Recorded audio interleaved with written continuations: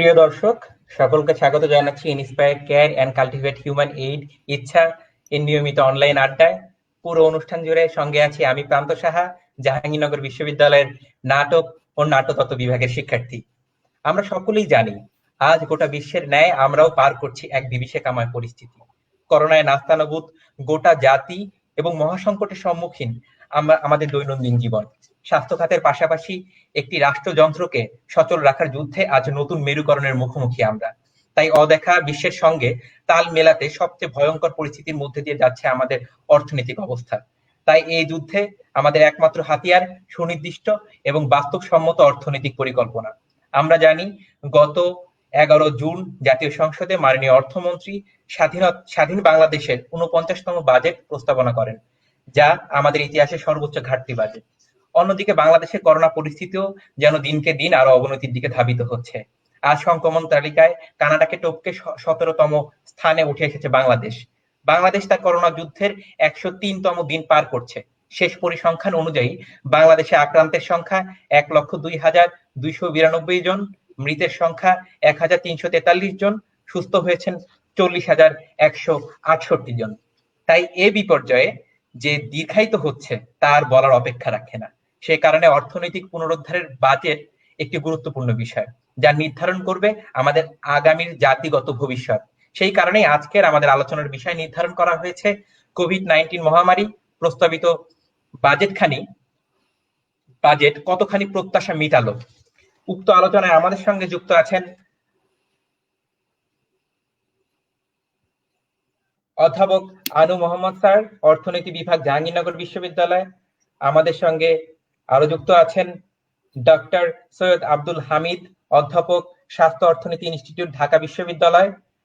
আমাদের সঙ্গে যুক্ত আছেন ডক্টর মোহাম্মদ সাইদুর রহমান, অধ্যাপক, কৃষি অর্থনীতি বিভাগ, বাংলাদেশ কৃষি বিশ্ববিদ্যালয়। আমাদের সঙ্গে যুক্ত আছেন ডক্টর মাহফুজ কবির স্যার, গবেষণা পরিচালক, BIISS। এবং সর্বশেষ আমাদের সঙ্গে যুক্ত আছেন মাহাতউদ্দিন স্যার, প্রভাষক, অর্থনীতি বিভাগ, ঢাকা বিশ্ববিদ্যালয়। আমাদের অনুষ্ঠানে সকলকে আমি স্বাগত জানাচ্ছি। নতুন করে আমি প্রান্ত সাহা। আমি প্রথমেই চলে যেতে চাই আনু মোহাম্মদ স্যারের কাছে। স্যার, আপনি কি আমাকে শুনতে পাচ্ছেন? হ্যাঁ, শুনতে পাচ্ছি। স্যার, আমরা যদি দেখি, করোনার আগে আমাদের দেশে কর্মসংস্থানে নিয়োজিত ছিল 6,10,00,000 মানুষ। কর্মহীন হয়েছেন করোনাকালীন সময় 3,60,00,000 মানুষ। এর মাঝে আমাদের গত অর্থ বছরে বেসরকারি বিনিয়োগ লক্ষ্যমাত্রা ধরা হয়েছিল 12%। এই বাজেটে তা দ্বিগুণ করা হয়েছে। এ বিষয়ে অর্থমন্ত্রী আহমদ মুস্তফা কামাল বলেন, করোনার কারণে বিভিন্ন দেশ থেকে বহুজাতিক কোম্পানিগুলোর বিনিয়োগ স্থানান্তরিত হবে। বাংলাদেশের মোট 100টি অর্থনৈতিক জোন প্রস্তুত করছে সরকার। এর মাঝে 17টি জোনের কাজ ইতিমধ্যে শেষের মধ্যে। ধারণা করা হচ্ছে এই 100টি ইকোনমিক জোনের মাধ্যমে 1 কোটি মানুষের কর্মসংস্থানের ব্যবস্থা করা সম্ভব হবে। জাতিসংঘ একটি বিবৃতি থেকে জানায়, করোনা সংকটে মহামারীতে বিশ্বে প্রায় 2,50,00,000 মানুষ কর্মহীন হবেন। আবার আমাদের FBCCI এর সাবেক সভাপতি AK আজাদ স্যার বলেন, বিদেশি বিনিয়োগ বাড়াতে হবে। গোটা বিশ্বই এখন চীন কেন্দ্রিক বাণিজ্য কমিয়ে আনতে চাচ্ছে, তাই বাংলাদেশকে সে সুযোগ নিতে হবে। এই প্রেক্ষিতে স্যার, আপনার কাছে আমার প্রশ্নটি থাকবে, প্রস্তাবিত বাজেট বাস্তবায়নে যে বেসরকারি বিনিয়োগ লক্ষ্যমাত্রা নির্ধারণ করা হয়েছে, তা আমাদের কর্মসংস্থান সংকট নিরসনের পাশাপাশি বাজেট প্রত্যাশা কতখানি পূরণ করতে পেরেছে? স্যার, বাজেট নিয়ে প্রত্যাশা কি ছিল, মানে কার প্রত্যাশা ছিল, কিরকম প্রত্যাশা ছিল, সেটা একটা বড় প্রশ্ন। আমার খুব প্রত্যাশা ছিল না, সেজন্য আমি ঠিক ব্যক্তিগতভাবে মনে করি না যে এটা খুব আমার প্রত্যাশা ভঙ্গ হয়েছে। কিন্তু কি করা উচিত ছিল সেটা একটা বলতে পারি, যে কারণ প্রত্যাশা ছিল না এই কারণে যে বাজেট হওয়ার আগে কয়েক মাস ধরে যদি করোনার আগে থেকেই বাংলাদেশের অর্থনীতিতে বেশ কিছু সমস্যা দেখা দিচ্ছে। কিছু সমস্যা তো প্রাতিষ্ঠানিক সমস্যা, যেমন ব্যাংক গুলো ভেঙে পড়ছে, ব্যাংক লোন সেখানে কোনো তার কোনো ব্যবস্থা নাই, ব্যাংক লোন গুলো নিয়ে অনেক রকম জটিলতা তৈরি হচ্ছে। তারপরে অন্যান্য ক্ষেত্রে আর্থিক খাতের পাশাপাশি অর্থনৈতিক যে উৎপাদন, তারপরে রপ্তানি, তারপরে প্রবাসী আয়, এগুলো নিয়েও সমস্যা দেখা দিচ্ছিল। দেশ থেকে সম্পদ স্থানান্তর, সেটা নিয়ে সমস্যা দেখা দিচ্ছিল। স্বাস্থ্য খাতের সমস্যা তো বরাবরই ছিল, কারণ বাংলাদেশে স্বাস্থ্য খাত সবসময় অবহেলিত ছিল। শিক্ষা খাত ক্রমাগত বাণিজ্যিকীকরণের মাধ্যমে এখন এমন একটা অবস্থা এসে দাঁড়িয়েছে যে শিক্ষা এবং গবেষণা একটা প্রান্তিক জায়গায় চলে গেছে।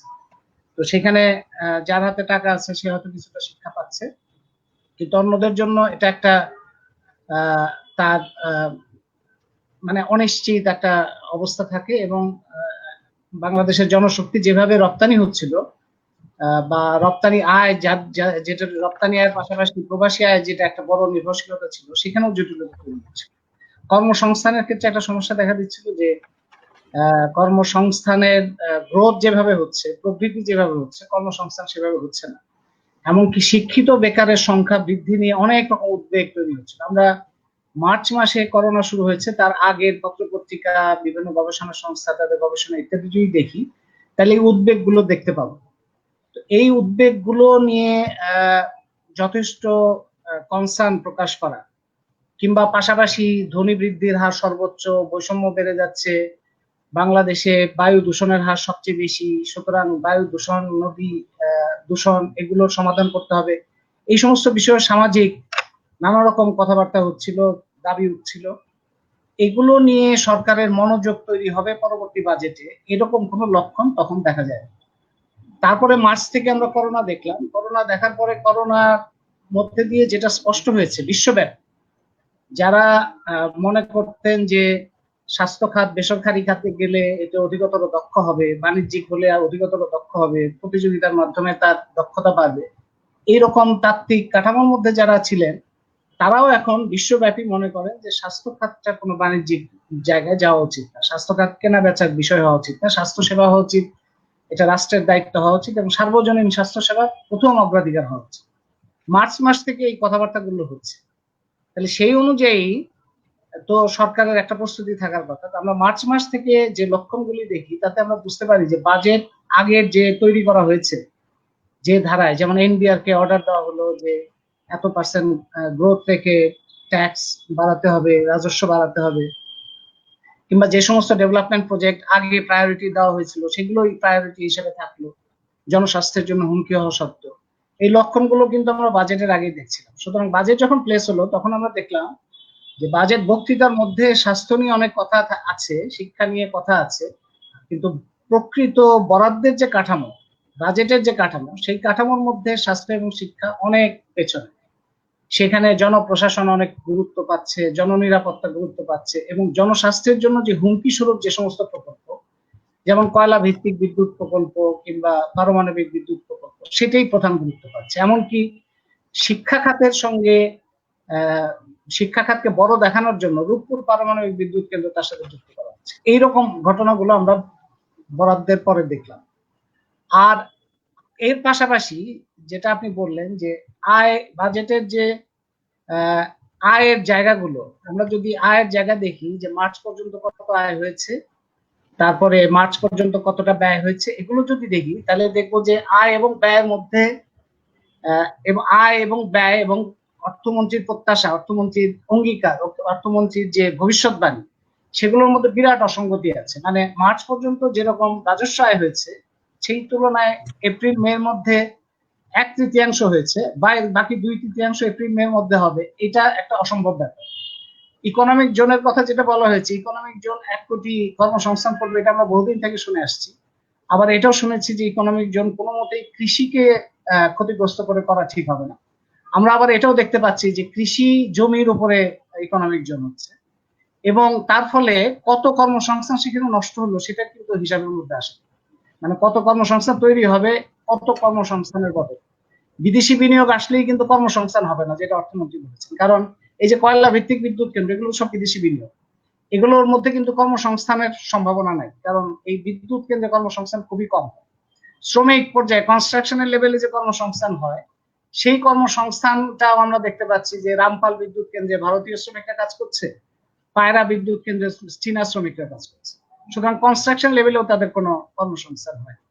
আর এইরকম তার মানে যেটা দাবি হওয়া উচিত ছিল, আমি এটা বলে শেষ করি, যে হওয়া উচিত ছিল যেটা, যে জনস্বাস্থ্য সেবা এটা পুরো একটা রিস্ট্রাকচারিং এর একটা লক্ষ্য নিয়ে সরকারের অগ্রসর হওয়া দরকার ছিল। আরেকটা হচ্ছে শিক্ষা ও গবেষণা, এই দুটো পাশাপাশি হচ্ছে খাদ্য নিরাপত্তা। এই তিনটাকে মূল ফোকাস রেখে সরকারের যে পরিকল্পনা, এটা পুনর্বিন্যাস করতে হবে। পুনর্বিন্যাস তো 2-3 মাসের মধ্যে সরকারের পক্ষে করা সম্ভব না, কিন্তু সরকার যদি এটা স্বীকার করত এবং এই অবস্থান গ্রহণ করত, তাহলে এই জুন মাসের যে বাজেট, সেই বাজেটের মধ্যে প্রস্তুতিমূলক কিছু বরাদ্দ এবং প্রস্তুতিমূলক কিছু প্রাতিষ্ঠানিক উদ্যোগ এবং প্রস্তুতিমূলক কিছু লক্ষ্য থাকে, সেটার প্রতিফলন আমরা স্বাস্থ্য সেবা, শিক্ষা এবং খাদ্য নিরাপত্তার ক্ষেত্রে দেখতে পারতাম। সেগুলো আমরা কিছুই আসলে দেখি নাই। এটা গত বছরে যদি বাজেট বরাদ্দ হতো করোনা ছাড়া, তাহলেও একই রকম বাজেট বরাদ্দ হতো, এবং এমন সব প্রকল্প সরকার অনুমোদন উন্নয়নের নামে এখন পর্যন্ত এই বাজেটেও দিয়েছে, যেগুলো স্বাস্থ্য সেবা তো বাড়াবেই না, বরঞ্চ স্বাস্থ্য ঝুঁকি বাড়াবে, মানুষকে আরো বিপন্ন করবে, দেশকে আরো বিপন্ন করবে, যে প্রকল্পগুলোকে উন্নয়ন প্রকল্প হিসেবে বলা হচ্ছে। তার মানে উন্নয়ন বরাদ্দ দেখলেই কিন্তু আমরা মোহিত হওয়া ঠিক হবে না। উন্নয়ন বরাদ্দটা ঠিক কি ধরনের প্রকল্প দেওয়া হচ্ছে সেটা যদি আমরা দেখি, তাহলে দেখবো যে যেগুলিকে উন্নয়ন প্রকল্প বলা হচ্ছে, এটাকে আদৌ উন্নয়ন প্রকল্প বলা উচিত হবে কিনা, তার স্বাস্থ্য ঝুঁকি, তার নিরাপত্তা, তার প্রাণ প্রকৃতি বিনাশ, তার সাস্টেনেবিলিটি, টেকসই থাকা, সমস্ত কিছু বিবেচনায় সেই প্রশ্নটা ওঠানো গুরুত্বপূর্ণ। সেই জন্য সেই কাঠামোতেই আমরা এই বাজেটটা, আমি মনে করি যে যেভাবে শুধুমাত্র বরাদ্দ কেন্দ্রিক আলোচনা কিংবা জিডিপি কেন্দ্রিক আলোচনা, তার বাইরে আরো গভীরভাবে দেখাটা খুব গুরুত্বপূর্ণ। ধন্যবাদ। ধন্যবাদ স্যার, স্যারের মূল্যবান বক্তব্য রাখার জন্য। স্যার যেটা বলছিলেন আর কি, আমি এরপর চলে যেতে চাই ডক্টর সৈয়দ আব্দুল হামিদ স্যারের কাছে। স্যার আপনি কি শুনতে পাচ্ছেন আমাকে? শুনতে পাচ্ছি। আপনি শুনতে পাচ্ছেন? স্যার জি জি শুনতে পাচ্ছি স্যার। স্যার স্বাস্থ্য খাতে 2020-21 অর্থ বছরের প্রস্তাবিত বাজেটে মোট বরাদ্দ রাখা হয়েছে 41,027 কোটি টাকা, যা গত অর্থ বছরে ছিল 29,464 কোটি টাকা। অর্থমন্ত্রী আরো বলেন, 2020-21 অর্থ বছরে স্বাস্থ্য সেবা বিভাগ, স্বাস্থ্য শিক্ষা ও পরিবার কল্যাণ বিভাগের জন্য বরাদ্দ 29,247 কোটি টাকা, যা গত বছর ছিল 25,732 কোটি টাকা। প্রস্তাবিত বাজেটে স্বাস্থ্য খাত নিয়ে যেসব মন্তব্য এসেছে তা হচ্ছে, গণসংহতি আন্দোলনের প্রধান সমন্বয়ক জোনায়েদ সাকি বলেন, দেশের মানুষের সুস্বাস্থ্য নিশ্চিতে কমপক্ষে বাজেটের 20% স্বাস্থ্য খাতে বরাদ্দ দিতে হবে। স্বাস্থ্য খাতকে কার্যকর করতে না পারলে সরকারের উচিত সরে যাওয়া। বাংলাদেশ ব্যাংকের সাবেক গভর্নর আতিউর রহমান স্যার বলেন, মানুষ বাঁচলে অর্থনীতি বাঁচবে। তাই প্রস্তাবিত বাজেটে স্বাস্থ্য ও কৃষি খাতকে সর্বোচ্চ গুরুত্ব দেওয়ার আহ্বান জানিয়েছেন তিনি। আমরা যদি বরাদ্দকৃত অর্থের বাস্তবায়নের দিকে তাকাই গত বছরে, সেক্ষেত্রেও আমরা একটা বিশাল হেরফের দেখতে পাই। চলতি অর্থ বছরে অর্থাৎ হচ্ছে 2019 এবং 2020 অর্থ বছরে 21টি অ্যাম্বুলেন্স ক্রয়ের জন্য বরাদ্দ রাখা হয়েছিল 9,24,80,000 টাকা। তবে চলতি বছরের শেষ মাসে এসেও তা ক্রয় করতে পারেন স্বাস্থ্য অধিদপ্তর। গত 8 জুন 2020 তারিখে অ্যাম্বুলেন্স ক্রয়ের সম্মতি চেয়ে অর্থ মন্ত্রণালয়ে চিঠি দিয়েছে স্বাস্থ্য সেবা বিভাগ। এতে এক দপ্তর দোষারোপ করছে অন্য দপ্তরকে। তারা বলছে এটি একটি আমলাতান্ত্রিক জটিলতা। এ সকল বিষয়কে সামনে রেখে স্যার আপনার কাছে আমার প্রশ্নটি থাকবে, আমরা জানি আগামী অর্থ বছরে সবাই স্বাস্থ্য খাত নির্ভর বরাদ্দে একটি চমক আশা করেছিলেন। তবে বাজেটে এ খাতে বরাদ্দ বাড়ানো হলেও তা আশানুরূপ কিনা এবং যে বাজেটটি প্রস্তাবিত হয়েছে সেটি বাস্তবায়নে আমাদের কতখানি সক্ষমতা আছে স্যার? আচ্ছা, ভালো কোশ্চেন, ধন্যবাদ আমাকে সুযোগ দেওয়ার জন্য। আমরা যদি বাজেটের এই যে আপনি যেটা বললেন সামান্য একটু পর্যালোচনা করি, তাহলে যেটা আমরা দেখতে পাই যে 41,027 কোটি টাকা যেটা রাখা হয়েছে সেটা আসলে 3 ভাগে বিভক্ত। আপনি যেটা বললেন, একটা হলো 29,247 কোটি টাকা, যেটা হলো স্বাস্থ্য মন্ত্রণালয়ের মূল বাজেট। আমরা জানি যে আমাদের এখন মন্ত্রণালয়টার নাম হচ্ছে স্বাস্থ্য ও পরিবার কল্যাণ মন্ত্রণালয়, এবং তার দুটো ডিভিশন আছে, একটা হচ্ছে স্বাস্থ্য সেবা আর একটা হচ্ছে যে মেডিকেল এডুকেশন এবং ফ্যামিলি ওয়েলফেয়ার। তো এই দুটোর জন্যই মূলত যে বাজেটটা সেটা হলো 29,247 কোটি টাকা।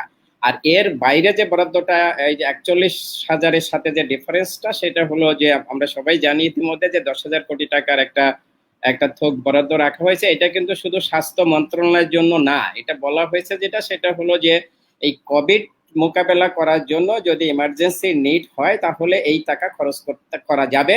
যদিও এটা স্বাস্থ্য মন্ত্রণালয়ের সাথে বাজেটটা ধরা হয়েছে, কিন্তু লিটারেচারে কিন্তু পুরোটা বলা হয়নি যে এটা স্বাস্থ্য মন্ত্রণালয় খরচ করবে। এটা যে কোনো মিনিস্ট্রি খরচ করতে পারে, ইভেন কি ডিফেন্স, পুলিশ, অথবা যারা সার্ভিস দিচ্ছে তারা খরচ করতে পারে। আরেকটা যেটা সেটা হলো যে স্বাস্থ্য মন্ত্রণালয় ছাড়াও প্রায় 14টা মিনিস্ট্রি বা ডিভিশন এই স্বাস্থ্যের কাজ করে, যেমন সমাজ কল্যাণ কাজ করে, নারী শিশু কাজ করে, হ্যাঁ, এরকম ইসলামিক ফাউন্ডেশনও কিছু কাজ করে। সো এগুলো কিন্তু আমাদের 2,000-2,500 কোটি টাকার বাজেট রয়েছে। সো এই সবকিছু মিলে কিন্তু 41,000 কোটি টাকা। তো এই জায়গায় আমাদের ভুলটা ভাঙতে হবে এইভাবে যে এই যে 29,247 কোটি টাকার ভিতরেও কিন্তু কোভিড রিলেটেড দুটো প্রকল্প রয়েছে, যার একটা এডিবির আর একটা হচ্ছে যে ওয়ার্ল্ড ব্যাংকের, এবং সেটার যে ভ্যালু সেটাও প্রায় 2,500 কোটি টাকা। আপনার এই 29,000 কোটি টাকা থেকে যদি 2,500 কোটি টাকা বাদ দেন তাহলে দাঁড়ায় হচ্ছে 26,000 কোটি টাকা। আমি প্রস্তাবিত বাজেটের কথা বলছি, যেখানে গত বছর প্রস্তাবিত বাজেট ছিল যেটা এখন চলছে 19-20-এ, সেটা কিন্তু ছিল 25,732 বা 33,000 কোটি টাকা। তো তার মানে সেই অর্থে কিন্তু আমাদের স্বাস্থ্যের বাজেট কিন্তু বাড়ে নাই, 1,000 কোটি টাকার মতো বাড়ছে। সেটা তো বেতন ভাতা যে এডিশনাল বিষয় স্যার সংশোধিত হয়ে সেটা পরবর্তীতে 23,000 কোটি টাকা এসে দাঁড়িয়েছিল, 23,000 কোটি টাকা দাঁড়িয়েছে আর কি। হ্যাঁ, তো এই হচ্ছে যে বাজেট বিশ্লেষণ। এখন আমরা যদি আপনার কোশ্চেনে যাই যে এই বাজেট নিয়ে আমরা কি আশা দেখেছিলাম এবং কিভাবে আমরা খরচ করতে চাই, কেন স্বাস্থ্য মন্ত্রণালয় খরচ করতে পারছে না। আনু মোহাম্মদ স্যার যথার্থই বলেছেন যে এই বাজেট যে কত হবে সেটা কিন্তু খুব আগে থেকে বলে দেওয়া যায়। আগামী বছরের বাজেটও কত হবে, কিন্তু এখানে মনে রাখতে হবে এই বছরের স্বাস্থ্যের বাজেট কিন্তু 29,000 কোটি টাকা, এবং তার থেকে 2,500 কোটি টাকা কিন্তু কোভিড এর জন্য। তার মানে মূল বাজেট 26,000 কোটি টাকা। সো আগামী বছর কিন্তু বলে দেওয়া যায় যদি আমরা এই সেক্টরে কোনো স্ট্রাকচারাল চেঞ্জ না করি বাই দিস টাইম, আগামী 1 বছরের ভিতরে, তাহলে এই মুহূর্তে আগামী বছরের বাজেট বলে দেওয়া যায় সেটা হলো আরো 3 থেকে 4,000 কোটি টাকা বাড়তে পারে। দ্যাট মিনস 30,000-এর ভিতরে থাকবে। বোঝা গেল? তো এইটার জন্য আমাদের অনুভব যেটা বললেন সেটা ওই খুব এক্সপেকটেশন ছিল না যে বাজেট বেড়ে যাবে আর কি, খুব বেশি আর কি। হ্যাঁ, এখন আসি যে এই যে 10,000 কোটি টাকা এটা দিয়ে কি হবে। তারপরে আমি পরের কোশ্চেনে আসতেছি। আমাদের মনে রাখতে হবে যে স্বাস্থ্য মন্ত্রণালয় যেটা আপনি কোশ্চেনও করেছেন সেটা হলো যে এই যে বাজেটটা খরচ করতে পারে না। রেভিনিউ বাজেটের খরচ করে হচ্ছে 96 থেকে 97% পর্যন্ত, আর ডেভেলপমেন্ট বাজেটের খরচ করে হচ্ছে 74-75% পর্যন্ত। তার মানে রেভিনিউ বাজেটের যে অংশটা বাকি থেকে যায় সেটা মূলত হচ্ছে যে বেতন ভাতা যখন ধরা হয় তখন তো একটা খরচ হয়, বাট বেতন ভাতার অংশটা বড়, প্রায় 45%-এর মতো। আমাদের রেভিনিউ বাজেটে 45%-এর মতো বেতন ভাতা যায়। ওষুধপত্র ক্রয়ে যায় প্রায় 30% পর্যন্ত, অ্যাডমিনিস্ট্রেশনে যায় 7%, রিপেয়ার মেইনটেনেন্সে যায় প্রায় 6-7%। এই খরচ করতে পারে না একটা অংশ যেটা সেটা হলো রিপেয়ার এবং মেইনটেনেন্সে। রিপেয়ার এবং মেইনটেনেন্সে 6-7% বাজেট ধরা হয় রেভিনিউ বাজেটে, সেটার একটা বড় অংশ খরচ করতে পারে না। কারণ হচ্ছে যে এখানে অনেকগুলো স্টেক হোল্ডার জড়িত। একটা স্টেক হোল্ডার হচ্ছে যে যারা হসপিটালের ম্যানেজার তারা, দ্বিতীয় স্টেক হোল্ডার হচ্ছে যে আমাদের এই যে হেলথ ইঞ্জিনিয়ারিং ডিপার্টমেন্ট একটা আছে যারা রিকোয়ারমেন্ট গুলো ঠিক করে যে কি মেরামত করতে হবে, কতটুকু করতে হবে। আরেকটা হচ্ছে পিডব্লিউডি যেটা ডিস্ট্রিক্ট পর্যায়ে এই রিকোয়ারমেন্ট এবং মেরামতের কাজটা করে। সো এই জায়গাগুলোতে বাজেট বাস্তবায়ন কম হয়। আমি রেভিনিউ বাজেটের কথা বললাম। ডেভেলপমেন্ট বাজেটে যদি আপনি আসেন তাহলে হচ্ছে যে কেন বাস্তবায়ন করতে পারে না, কারণ এখানে অনেকগুলো স্টেক হোল্ডার জড়িত, ইন্টারমিনিস্ট্রিয়ালও কিছু বিষয় থাকে। এখন সমস্যা যেটা সেটা হলো যে হেলথ মিনিস্ট্রি যারা এই বাজেট ব্যবস্থাপনার সাথে জড়িত, বিশেষ করে এই যে প্রকিউরমেন্ট, টেন্ডার প্রসেস, এরা যদি আগে ভাগে এই কাজটা শুরু করতে পারে বছরের প্রথম কোয়ার্টারে, ধরেন যে জুলাই থেকে যখন বাজেট ওপেন আপ হয়ে যাবে, জুলাই, আগস্ট, সেপ্টেম্বর এই 3 মাসের ভিতরে যদি তারা টেন্ডার প্রসেসটা শেষ করে তারা যদি এটা প্লট করে দিতে পারে তাহলে কিন্তু এই এডিপি বাস্তবায়ন বছরের ভিতরে সম্ভব হয়। কিন্তু সমস্যা হয় যেটা সেটা হলো এখানে একটা ল্যাগ রয়ে গেছে। দেখা যাচ্ছে গত বছরের যে প্রজেক্টটা সেই প্রজেক্টটাও দেরি করে দেওয়ার কারণে সেই কাজটা হয়তো শেষ হবে আরো 6 মাস পরে। সো অফিসাররা কিন্তু ওইটা নিয়েই ব্যস্ত থাকে। সো নতুন যে প্রজেক্ট, নতুন বছরের যে প্রজেক্ট, এইটা তাদের মাথায় আসে না অথবা তাদের সময় হয় না। এখানে আমি যেটা বলবো যে তাদের এই যে দক্ষতার একটা প্রবলেম রয়েছে, এবং এই দক্ষতা যেটা সেটা হলো আমাদের বিসিএস এর যারা অফিসার, যারা deputy secretary, joint secretary, additional বা সেক্রেটারি হচ্ছেন, তাদের অন্যান্য বিষয়ে এই যে আমাদের পিএটিসি থেকে ভালো ট্রেনিং দিল, তাদের এই যে ফাইন্যান্সিয়াল ম্যাটার ডিল করার বিষয়ে ট্রেনিংটা খুবই দুর্বল। আমরা জানি যে এখানে বিসিএস এ যেহেতু আমরা বিভিন্ন সাবজেক্ট থেকে আসি, এবং আমাদের বরাবরই যেটা সেটা হলো স্টুডেন্টের ভিতরে ম্যাথমেটিক্স এবং স্ট্যাটিস্টিক্স সম্পর্কে একটা ভীত ধারণা থাকে। কারণ অনেকেই মনে করে যে এসএসসি তে কোনোভাবে গণিতটা পাস করতে পারলে জীবনে গণিত করতে হবে না। সো এই যে জায়গাগুলোতে যে বাজেট, যে ফাইন্যান্সিয়াল যে বিষয়গুলো আছে, এই জায়গাগুলোতে হচ্ছে যে একদম টার্গেট করে সবাইকে হয়তো এই ট্রেনিং না দিলে একটা টার্গেট করে কিছু মানুষকে ট্রেনিং দিতে হবে, এবং তাদেরকে ওই সমস্ত পদে পদায়ন করে কিন্তু সেখানে স্থায়ীভাবে রাখার একটা ব্যবস্থা করতে হবে। তাই ছাড়া এই ম্যানেজমেন্ট কিন্তু সবাই দিয়ে হবে না। তো সেই জায়গায় আমাদের অনেক বড় দুর্বলতা আছে। আমরা যদি যাই নিচের দিকে আরেকটু, যে যারা একদম রুট লেভেলে যারা ম্যানেজার, তারা দেখেন যে আমাদের ডাক্তারদের ভিতরে ম্যানেজার হওয়ার প্রবণতা কিন্তু নাই। তারা শেষ দিন পর্যন্ত চায় তারা ক্লিনিক্যাল লাইনে ক্যারিয়ারটা করবে, কিন্তু তারপরে তারা একটা পর্যায়ে ক্লিনিক্যাল লাইনে যখন তাদের ডিগ্রিটা করতে পারে না, তখন টিএসএফপি হয় নিজের অনিচ্ছায়। এবং এই অনিচ্ছা হওয়ার পরে তাদেরকে মানুষ করার জন্য, ম্যানেজার করার জন্য কিন্তু আমাদের কোনো ফাউন্ডেশন ট্রেনিং নাই। সরকারি সিস্টেমে ডাক্তারদের ফাউন্ডেশন ট্রেনিং, ম্যানেজারদের টুকানোর ট্রেনিং হয়, ঢাকায় আসে কিছু খামটাম টুকায় নিয়ে চলে যায়, ওটা তাদের কোনো কাজে লাগে না। তো তারা কখনো কিন্তু ম্যানেজার হয় না। 2 নাম্বার যেটা সেটা হলো যে তারা নিজেদেরকে ম্যানেজার হিসেবে গড়ে তোলার প্রসেসটাও তাদের ভিতরে নাই। কেন নাই? কারণ হচ্ছে তারা দেখে যে তাদের উপরের পজিশন গুলো সব ব্লক। আমাদের প্রায় 500 মতো উপজেলা হেলথ কমপ্লেক্স আসে, সেখানে 500 থানা হেলথ কমপ্লেক্স ম্যানেজার আছে। ডিস্ট্রিক্ট আছে 64টা, সেখানে 64টা সিভিল সার্জন আছে। সো তারা দেখে যে আমরা এই 64 জন কালক্রমে হয়তো সিভিল সার্জন হতে পারবো। সিভিল সার্জন হয়ে গেলে দেখে যে তার উপরে যাওয়ার কোনো সুযোগ নেই, কারণ ডিজি অফিসে ডাক্তার অন্যান্য প্রফেসরদেরকে এনে ভরে রাখা হয়েছে। ফলে দেখে যে ডিসি এই যখন সিভিল সার্জন হয়ে যায় তখন আর তার সামনে কোনো পদ খালি নাই। সো এই টিএসএফপি হোক, সিভিল সার্জন হোক, যেই হোক, এদের দক্ষ ম্যানেজার হয়ে গড়ে ওঠার বা নিজেদের দক্ষ করে গড়ে তোলার কোনো প্রসেসটা নিজেদের ভেতরে নাই, রাষ্ট্রীয়ভাবে নাই। সো এই যে বাজেট ব্যবস্থাপনা সহ যত বিষয় আছে, বাজেট চাওয়া এবং ব্যবস্থাপনা, এই জায়গাতে তারা প্রফেশনাল মানে যে যে এক্সপার্টাইজ সেটা তাদের একদম নাই, এবং তাদের চেষ্টাও করে না, এবং তারা নিডটাও বোঝার চেষ্টা করে না। তারা এটা ওনও করে না, হসপিটালকে তারা ওনও করে না। কারণ ওই সিভিল সার্জন, ওই ডাইরেক্টর, উনি কিন্তু বিকেলে যায় রুগী প্রাইভেট হসপিটালে রুগী দেখেন বা তার প্রাইভেট চেম্বারে যে রুগী দেখেন। একজন ম্যানেজার সে তার প্রতিষ্ঠানের কি দরকার, আমরা যখন সংসার চালাই আমার সংসারে কি দরকার সেটা তো আমাকে ফিল করতে হবে। এটা অর্থ মন্ত্রণালয় বা পরিকল্পনা মন্ত্রণালয় কিন্তু ফিল করলে হবে না। দুর্বলতা তা এখানেই। সো আমরা যতদিন পর্যন্ত স্বাস্থ্য মন্ত্রণালয়ের লোকজন যারা আছেন এরা যাতে ফিল না করে, ততদিন পর্যন্ত কিন্তু বাজেট চাইলে হয় না। বাজেট তো আসলে চাইতে হয়, বাজেট তো দেয় না। এটা তো একটা প্রসেসের মাধ্যমে যেতে হয়। আমার কোন কোন জায়গায় আমার কি দরকার সেটা আইডেন্টিফিকেশন করে চেয়ে তারপরে নিতে হয়। এটা কেউ দিয়ে দেবে না বাজেট, যেটা একটা কেক না যে সেখান থেকে একটা স্লাইস দিয়ে দিল। আমি চাইবো তার ভিত্তিতে নিড অ্যানালিসিস করে দিবে। সো এই জায়গাটাতে আমাদের এখন যেটা দরকার সেটা হলো যে আমাদের একটা কমপ্লিট রিফর্ম, যেটা আনু মোহাম্মদ স্যারও বলেছেন যথার্থ।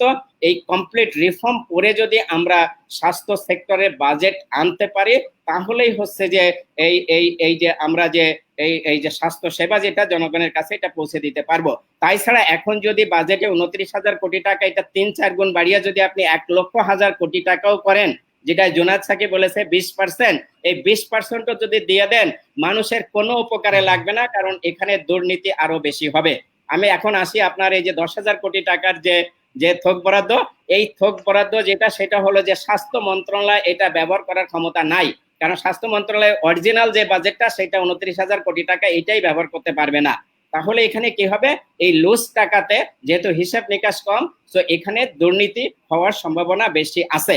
আমরা চাই বাজেট আরো বাড়ুক এবং সাথে চাই যে এখানে দুর্নীতি বন্ধ হোক। কারণ স্বাস্থ্য সেক্টরে যে স্টেক হোল্ডার গুলো আছে, যে সমস্ত এই যে সিন্ডিকেট বাহিনী আছে, এরা মুখিয়ে আছে যে এই 10,000 কোটি টাকার ভাগটা কিভাবে তারা নিতে পারবে। সো এই জায়গাগুলোতে কিন্তু আমাদের এখনই হাত দিতে হবে। আমি সরকারকে যেটা বলবো, ব্যক্তিগতভাবে প্রায় বলছি, সেটা হচ্ছে যে এখনই উচিত যেটা সরকার একটা টাস্ক ফোর্স করে দেওয়া। আমরা যদি দেখতাম এই বাজেটের সাথে যে এই করোনা এবং ভবিষ্যতে স্বাস্থ্য সেবা মেনটেন করার জন্য, রিস্ট্রাকচারিং করার জন্য সরকার একটা কমিটি করে দিত সংসদ থেকে, তাহলে কিন্তু তো আমরা আশাবাদী হতে পারতাম। এখন আমরা বলতেছি সব জায়গায় মিডিয়াতে, কিন্তু স্টিল আমরা জানি না আসলে এই ধরনের কোনো রিফর্মের প্রসেস সরকার শুরু করবে কিনা। আমি এখন যেটা বলবো সেটা হলো সরকার এই মুহূর্তে হাই পাওয়ার্ড একটা টাস্ক ফোর্স করে দিবে, যে টাস্ক ফোর্স গুলো সবার কাছ থেকে শুনে আইডেন্টিফাই করবে যে স্বাস্থ্য সেক্টরের মূল প্রবলেম কোথায়, এবং সেই অনুযায়ী প্রেসক্রিপশনটা করবে, একটা মাস্টার প্ল্যান করবে আগামী 15 বছর ব্যাপী, যেটা শর্ট টার্ম, মিডিয়াম টার্ম এবং লং টার্ম, এই তিনটা ধাপে, যেটা একটা আরেকটার সাথে কানেক্টেড, কোনোভাবে পিসমিল বা খন্ডে খন্ডে না। এইটা করে তারপরে একটা মাস্টার প্ল্যান তৈরি করবে, এবং সেই মাস্টার প্ল্যানের একটা অংশ থাকবে যে একটা স্থায়ী স্বাস্থ্য কমিশন, ন্যাশনাল হেলথ কমিশন করবে।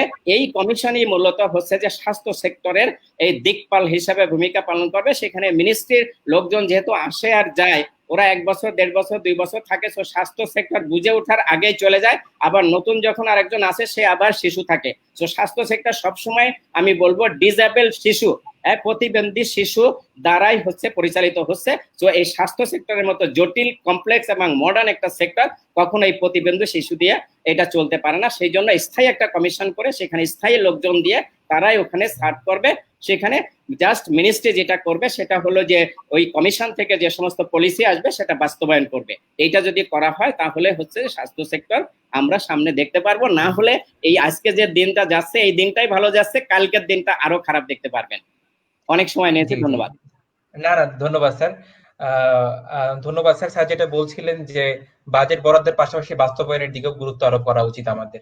আসলে আমরা একটা শোক সংবাদই দিতে চাই। আমাদের অনুষ্ঠান চলাকালীন সময়ে আনু মোহাম্মদ স্যার যেতে বাধ্য হয়েছেন। এই মাত্রই তিনি খবর পেলেন তার একজন আত্মীয় করোনায় আক্রান্ত হয়ে মারা গিয়েছেন। সত্যি আমরা এতে দুঃখ প্রকাশ করছি। তার বিদেহী আত্মার মাগফিরাত কামনা করি। স্যার আমাদের সঙ্গে আর যুক্ত থাকতে পারছেন না আজকের অনুষ্ঠানে, সেজন্য আমরা দুঃখিত। আমি আমি এখন ডক্টর মোহাম্মদ সাইদুর রহমান স্যারের কাছে যেতে চাই। স্যার, আপনি কি শুনতে পাচ্ছেন আমাকে? জি, আমি শুনতে পাচ্ছি। স্যার, আমি বলছি স্যার, গত অর্থ বছর 2019 এবং 2020 অর্থ বছরে কৃষি খাতের বরাদ্দ রাখা হয়েছিল 27,023 কোটি টাকা সংশোধিত। আসন্ন অর্থ বছরে তা রাখা হয়েছে 29,983 কোটি টাকা, অর্থাৎ বরাদ্দ বেড়েছে 2,960 কোটি টাকা। কৃষকদের জন্য এই পরিস্থিতিতে মাননীয় প্রধানমন্ত্রী 5,000 কোটি টাকা একটি প্রণোদনা ঘোষণা করেছেন, যার মাধ্যমে ক্ষুদ্র এবং মাঝারি চাষিরা 5% হারে ঋণ পাবেন। অন্যদিকে বোরো ধান চাষের লক্ষ্যমাত্রা এবছর নির্ধারণ করা হয়েছে 2,04,00,000 মেট্রিক টন, কিন্তু ধারণা করা হচ্ছে আমাদের এই প্রত্যাশার থেকে বেশি আমরা উৎপাদন করতে সক্ষম হব। সেখানে সরকার সরাসরি ভাবে কৃষকের কাছ থেকে ধান কিনবেন হচ্ছে 6,00,000 মেট্রিক টন। পাশাপাশি সরকার আরো 11,00,000 মেট্রিক টন চাল কেনার সিদ্ধান্ত নিয়েছেন। এতে কৃষকের কোনো স্বার্থ নেই, এখানে লাভবান হবেন চাতাল এবং মিল মালিকরা। সেক্ষেত্রে কৃষক উৎপাদন খরচের চেয়ে বেশি ব্যয় হচ্ছে, তার কম অর্থে তার কাঁচামাল বিক্রিতে সে বাধ্য হচ্ছে। এতে মধ্যস্বত্বভোগীরাই বেশি মুনাফা হাতিয়ে নিচ্ছেন। অন্যদিকে আমরা যদি আমাদের প্রতিবেশী রাষ্ট্র ভারতের দিকে তাকাই, সেখানে পশ্চিমবঙ্গ সরকার এবছর উৎপাদিত বোরো ধানের 22% সরাসরি কৃষকের কাছ থেকে কেনার সিদ্ধান্ত নিয়েছে। স্যার, এই বিষয়ে আপনার কাছে আমার প্রশ্নটি থাকবে, প্রস্তাবিত বাজেট 2020-21 অর্থ বছরের বাজেটে কৃষি খাতে যে বরাদ্দ রাখা হয়েছে তা এই সংকটকালে যথেষ্ট কিনা, এবং আমাদের অদূর ভবিষ্যতে খাদ্য সংকট নিরসনে কৃষককে বাঁচাতে হবে সবার আগে, এতে সরকারের কর্মপরিকল্পনা কেমন হওয়া প্রয়োজন? স্যার। প্রান্ত, আপনাকে ধন্যবাদ।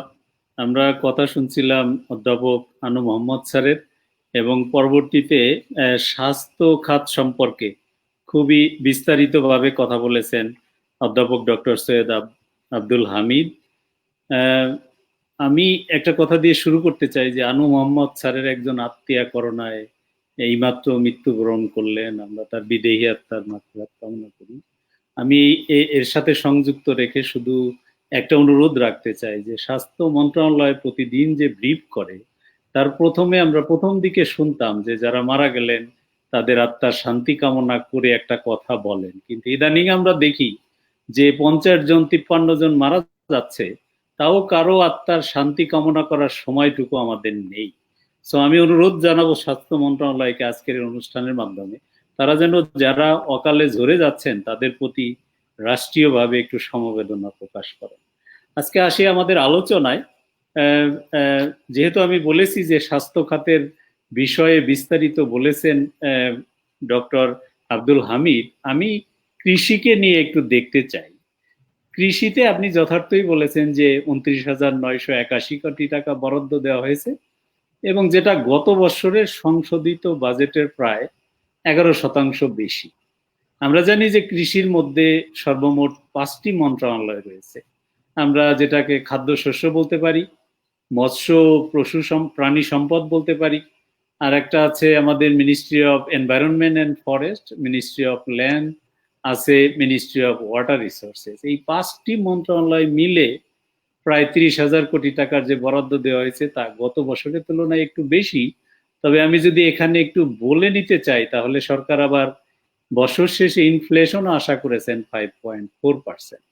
তাহলে মূলত বৃদ্ধি দেখা যায় যে 7%, এবং এটাকে যদি আবার গত বছরের বাজেট এবং সংশোধিত বাজেটের সাথে তুলনা করি, তাহলে বৃদ্ধি যে খুব একটা কৃষি সেক্টরে হয়েছে তা না। তবে আমি বলবো যে এবার মৎস্য ফিশারি সেক্টরে যে বরাদ্দ দেওয়া হয়েছে, এটা গত বছরের সংশোধিত বাজেটের তুলনায় প্রায় 26% বেশি। যদিও শস্যে 19% বেশি এবং মিনিস্ট্রি অফ ল্যান্ডে 19% বেশি। সবচেয়ে কমানো হয়েছে টাকা 1% বৃদ্ধি কমানো হয়েছে মিনিস্ট্রি অফ ওয়াটার রিসোর্সের ক্ষেত্রে। এই যে অ্যালোকেশন, এর মধ্যে আবার আমরা দেখতে পাচ্ছি যে স্বাস্থ্য খাতের মতোই কিছু আছে ডেভেলপমেন্ট খাতে, কিছু আছে তার ব্যয় খাতে, যেটা আমাদের করতেই হবে, ক্যাপিটাল এক্সপেন্ডিচার এবং স্যালারি সেই খাতে। সুতরাং ডেভেলপমেন্ট খাতের বাজেট হচ্ছে এখানে 34%, এবং সেই 34%-এর বাস্তবায়ন আবার আমরা দেখি যে বছর শেষে সেটি বাস্তবায়িত হয় না, কারণ ডেভেলপমেন্ট খাতের সকল প্রকল্পর টাকা সঠিকভাবে খরচ করা সম্ভব হয় না। সো এখান থেকে আমাদের যেটা বলার বিষয় সেটা হলো যে সরকারের দৃষ্টি রয়েছে এই খাতে, এবং এই খাতের মধ্যেও আবার মৎস্য প্রাণী সম্পদ খাতকে গুরুত্ব দিয়ে অ্যালোকেশন বৃদ্ধি করা হয়েছে। আমি এবার যদি আরেকটু দেখতে চাই যে আমাদের যে কৃষি সেক্টরের ভর্তুকির কথা বলা হয়, সেটার স্ট্যাটাসটা আসলে কি হয়েছে। বাংলাদেশ সরকার তার বাজেটে সর্বমোট প্রায় 38,688 কোটি টাকা তারা এই বছর সাবসিডি এবং প্রণোদনা দিবেন। গত বছর ছিল এটা 31,983 কোটি টাকা, অর্থাৎ বৃদ্ধি করা হয়েছে 20%। এই 20%-এর মধ্যে আবার দেখা যাচ্ছে যে এগ্রিকালচারে বৃদ্ধি পেয়েছে এই সাবসিডি অনলি 7.6%। আর আমি একটু ভুল বললাম যে এই এগ্রিকালচারে বর্তমানে রাখা হয়েছে 9,501 কোটি টাকা, যেটা গত বছরের তুলনায় 20% বেশি। অর্থাৎ সরকারের সাবসিডি বৃদ্ধির পরিমাণ 25%, তার মধ্যে আমাদের কৃষি সেক্টরে 20% বৃদ্ধি করা হয়েছে। এদিক থেকে চিন্তা করলেও দেখা যায় যে কৃষিতে যে বরাদ্দ এটি বেড়েছে, এবং এজন্য আমি মাননীয় কৃষি মন্ত্রী মহোদয় এবং অর্থমন্ত্রী মহোদয় তথা মাননীয় প্রধানমন্ত্রীকে ধন্যবাদ জানাই। এরপরে আমি যেটা বলতে চাই, আপনি উল্লেখ করেছেন যে গত বছরের যে 5,000 কোটি টাকা, অর্থাৎ এই বছর সরকার যে কোভিডকে মোকাবেলা করার জন্য অতিরিক্ত 5,000 কোটি টাকা 4% সুদে কৃষক প্রান্তিক উদ্যোক্তাদের দিয়েছেন, তার পাশাপাশি এবারের বাজেটে আমরা দেখতে পাচ্ছি যে কৃষি খাতে বরাদ্দ 11% বৃদ্ধি, এবং যেটা আমি বললাম যে ভর্তুকি প্রায় 20% বৃদ্ধি করা হয়েছে, এবং মৎস্য পশু সম্পদ খাতে 26% বৃদ্ধি করা হয়েছে। এবং আপনি যথার্থই বলেছেন যে আমরা চাল যেটা ক্রয় করার কথা ছিল, ধান চাল ক্রয় করার কথা ছিল, সেটা গত বছরের তুলনায় দ্বিগুণ করা হয়েছে।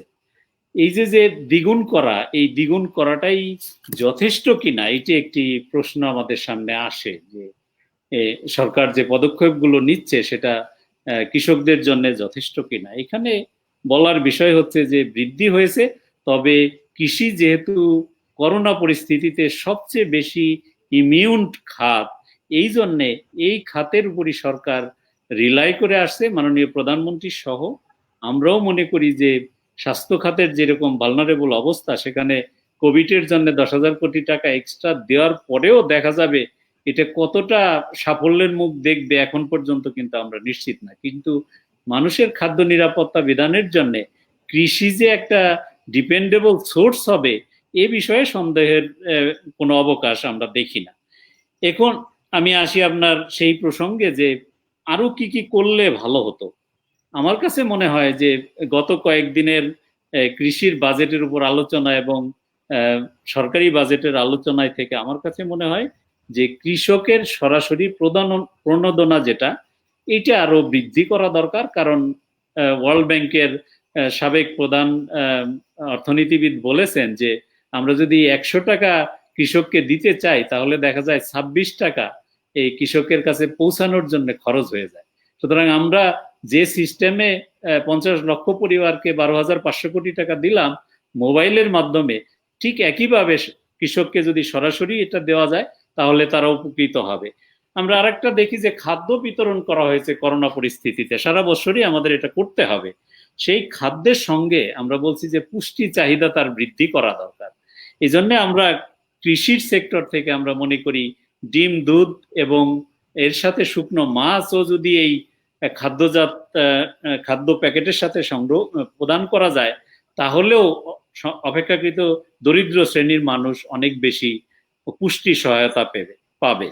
আমরা আরেকটা জিনিস দেখি যে খাদ্য সংকট হতে পারে, এটা অনেকেই ফোরকাস্ট করছেন। এই জায়গায় সরকারের প্রস্তুতি রয়েছে, কিন্তু আরো বেশি খাদ্যদ্রব্য সংগ্রহ করে সরকারের যে গুদাম সেটাকে সংরক্ষণ করতে হবে। আমরা জানি সেখানে সীমাবদ্ধতা রয়েছে, কিন্তু সেই সীমাবদ্ধতা ওভারকাম করার কতগুলো উপায়ও রয়েছে। আমরা এও আশা করি যে সামনের দিনগুলোতে যদি কৃষি আরো বেশি কন্ট্রিবিউট করতে চায় তাহলে কৃষি শিক্ষা ও গবেষণায় অ্যাটলিস্ট আরো 2,000 কোটি টাকা বরাদ্দ দেওয়ার দরকার ছিল সরকারের। এবং আমরা এও মনে করি যে কৃষিকে সরাসরি প্রণোদনা দেওয়ার জন্য তার যে আবাদি জমি তার উপর যদি একটা নগদ ভর্তুকি দেওয়া হতো তাহলে কৃষক পরবর্তী ফসল উৎপাদনে আরো বেশি উৎসাহিত। আমি সবশেষে বলবো যে স্বাস্থ্য খাতের ক্ষেত্রে যেমন একটা কমিশনের কথা বলা হয়েছে, আই অ্যাপ্রিসিয়েট দ্যাট প্রপোজাল।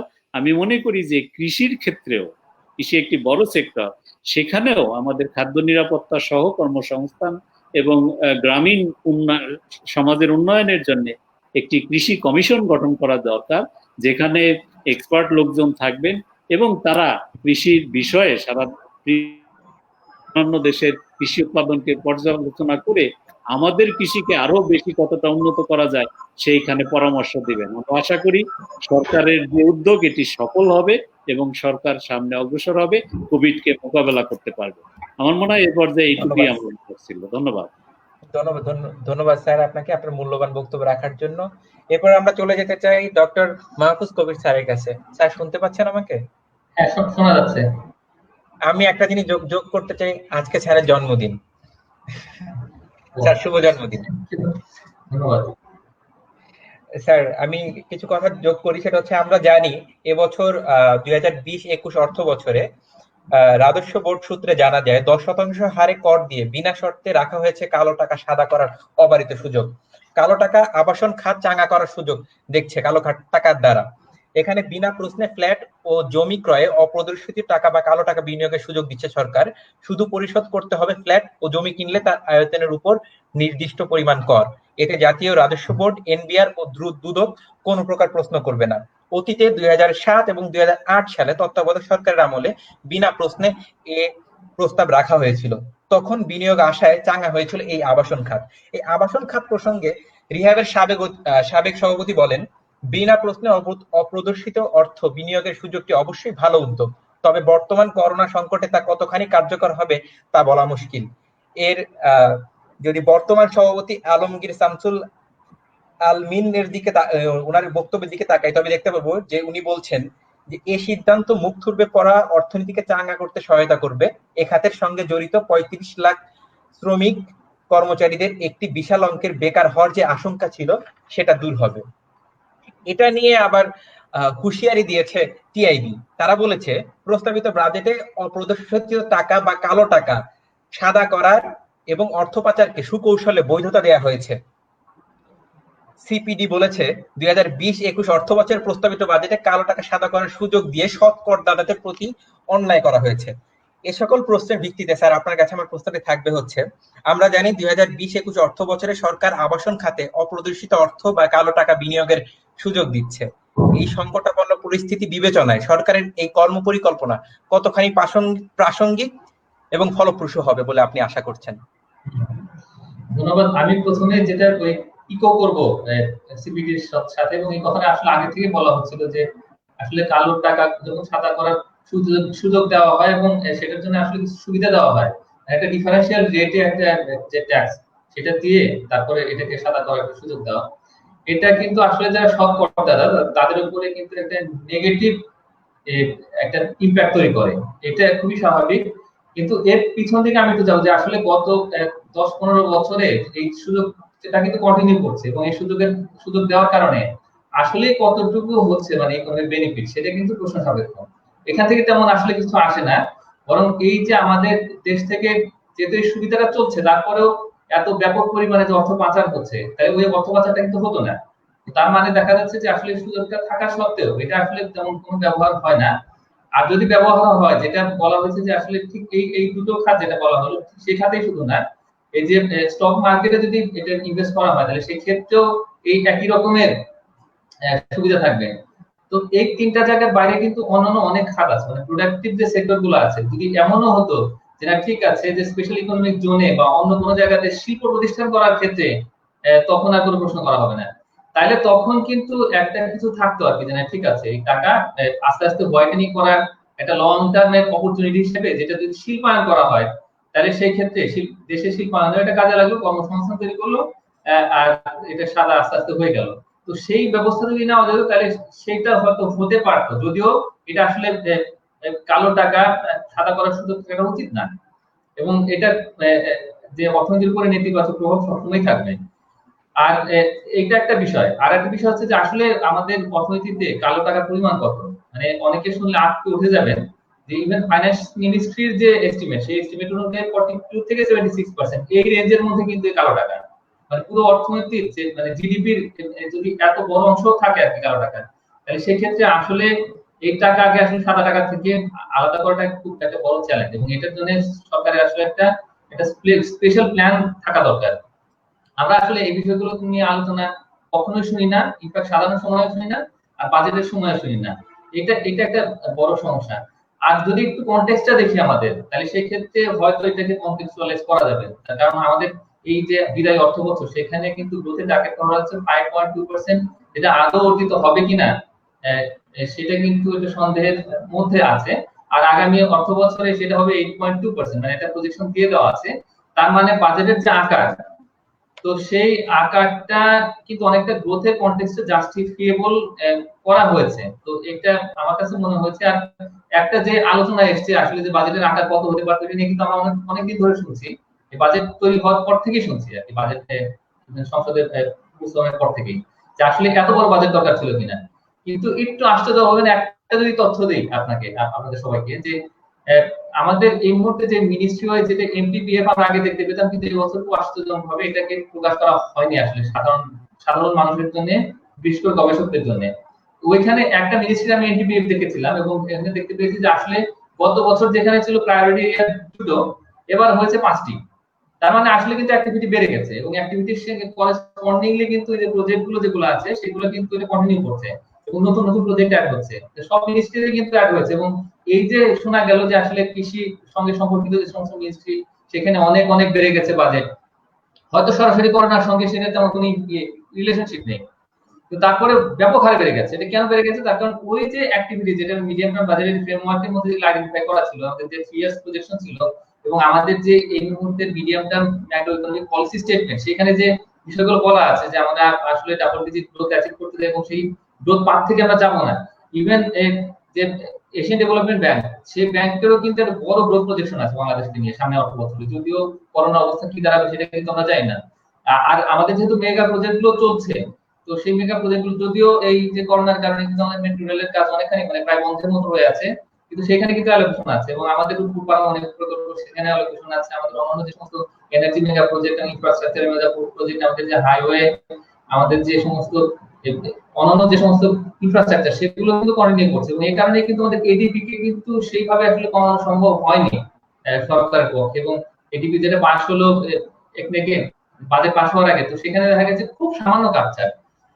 তো সব মিলিয়ে আসলে যে গভর্নমেন্টের যে গ্রোথের টার্গেটকে মাথায় রেখে যে প্রবৃদ্ধি কেন্দ্রিক উন্নয়নের যে ধারণা এবং সেখানে যে বরাদ্দ, সেই বরাদ্দ কিন্তু আছে, এবং এটা আমাদের যে মিডিয়াম টার্ম বাজেটিং ফ্রেমওয়ার্ক সেইটার আলোকে কিন্তু সেটার সঙ্গে কিছুটা অ্যাড অন হয়েছে। কি কোথায়?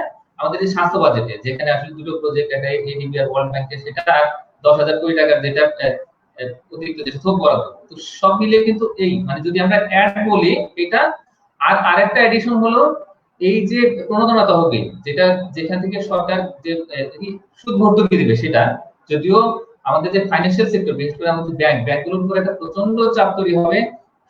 শুধু একটা চাপ না, আসলে দুটো চাপ তৈরি হবে। একটা হলো যে এই যে প্রায় 1 লক্ষ কোটি টাকা, সেটা যে এটা ডিস্ট্রিবিউশন, মানে আমাদের যারা যে সমস্ত শিল্প উদ্যোক্তা, যারা ব্যবসায়ী, তাদের মধ্যে যেটা বাস্তবায়ন হবে, যখন তারা ঋণ নিবে, তখন এটা একটা চাপ।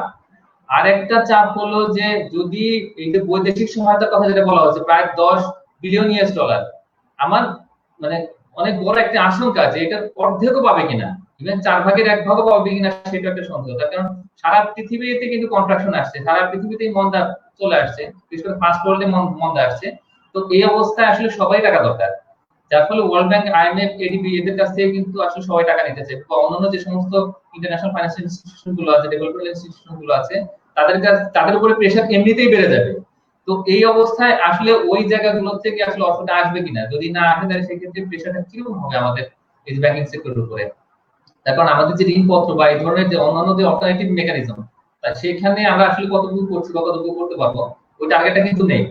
তো যার ফলে এই যে ব্যাংকের উপরে যদি অতিরিক্ত চাপ পড়ে, তাহলে সেই ক্ষেত্রে পুরো যে এই যে ফাইন্যান্সিয়াল সেক্টর, সেই সেক্টরটা আসলে কিভাবে পারফর্ম করবে, সেটা কিন্তু একটা বড় প্রশ্ন।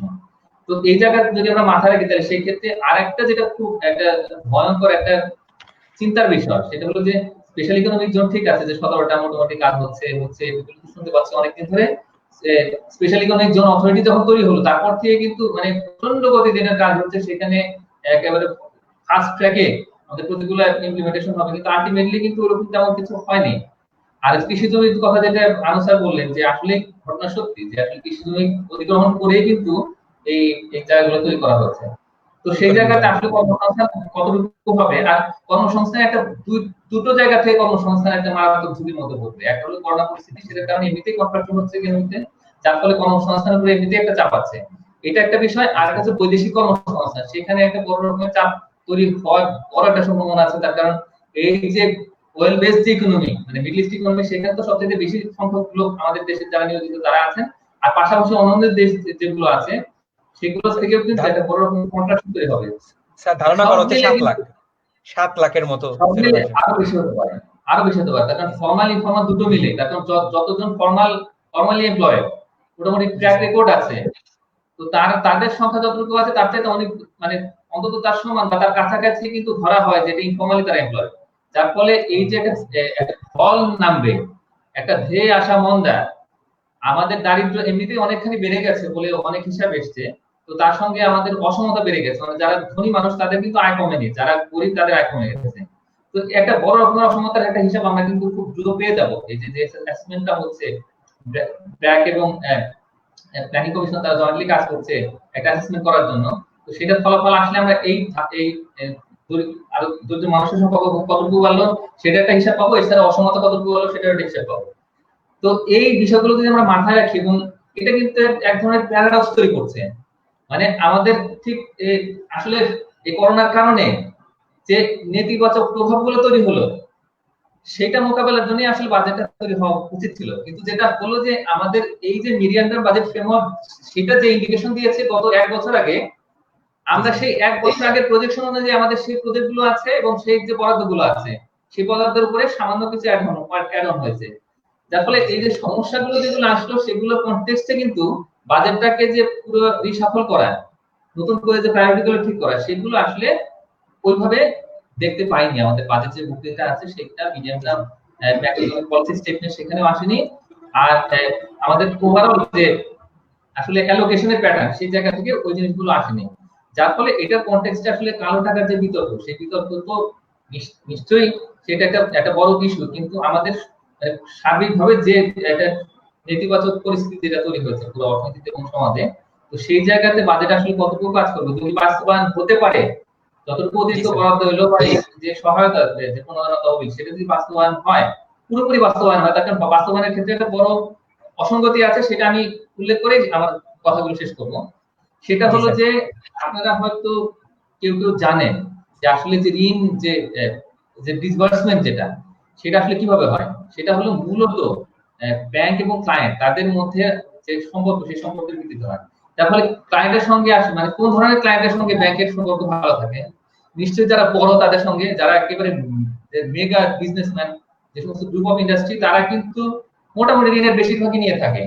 কিন্তু আমাদের যারা ক্ষুদ্র মাঝারি উদ্যোক্তা, অতি ক্ষুদ্র উদ্যোক্তা, কুটির শিল্পের উদ্যোক্তা, যারা সবচেয়ে বেশি এমপ্লয়মেন্ট ক্রিয়েট করে, তাদের ক্ষেত্রে কি অবস্থা? তাদের ক্ষেত্রে কিন্তু ব্যাংকের ধারণা অত্যন্ত নেতিবাচক।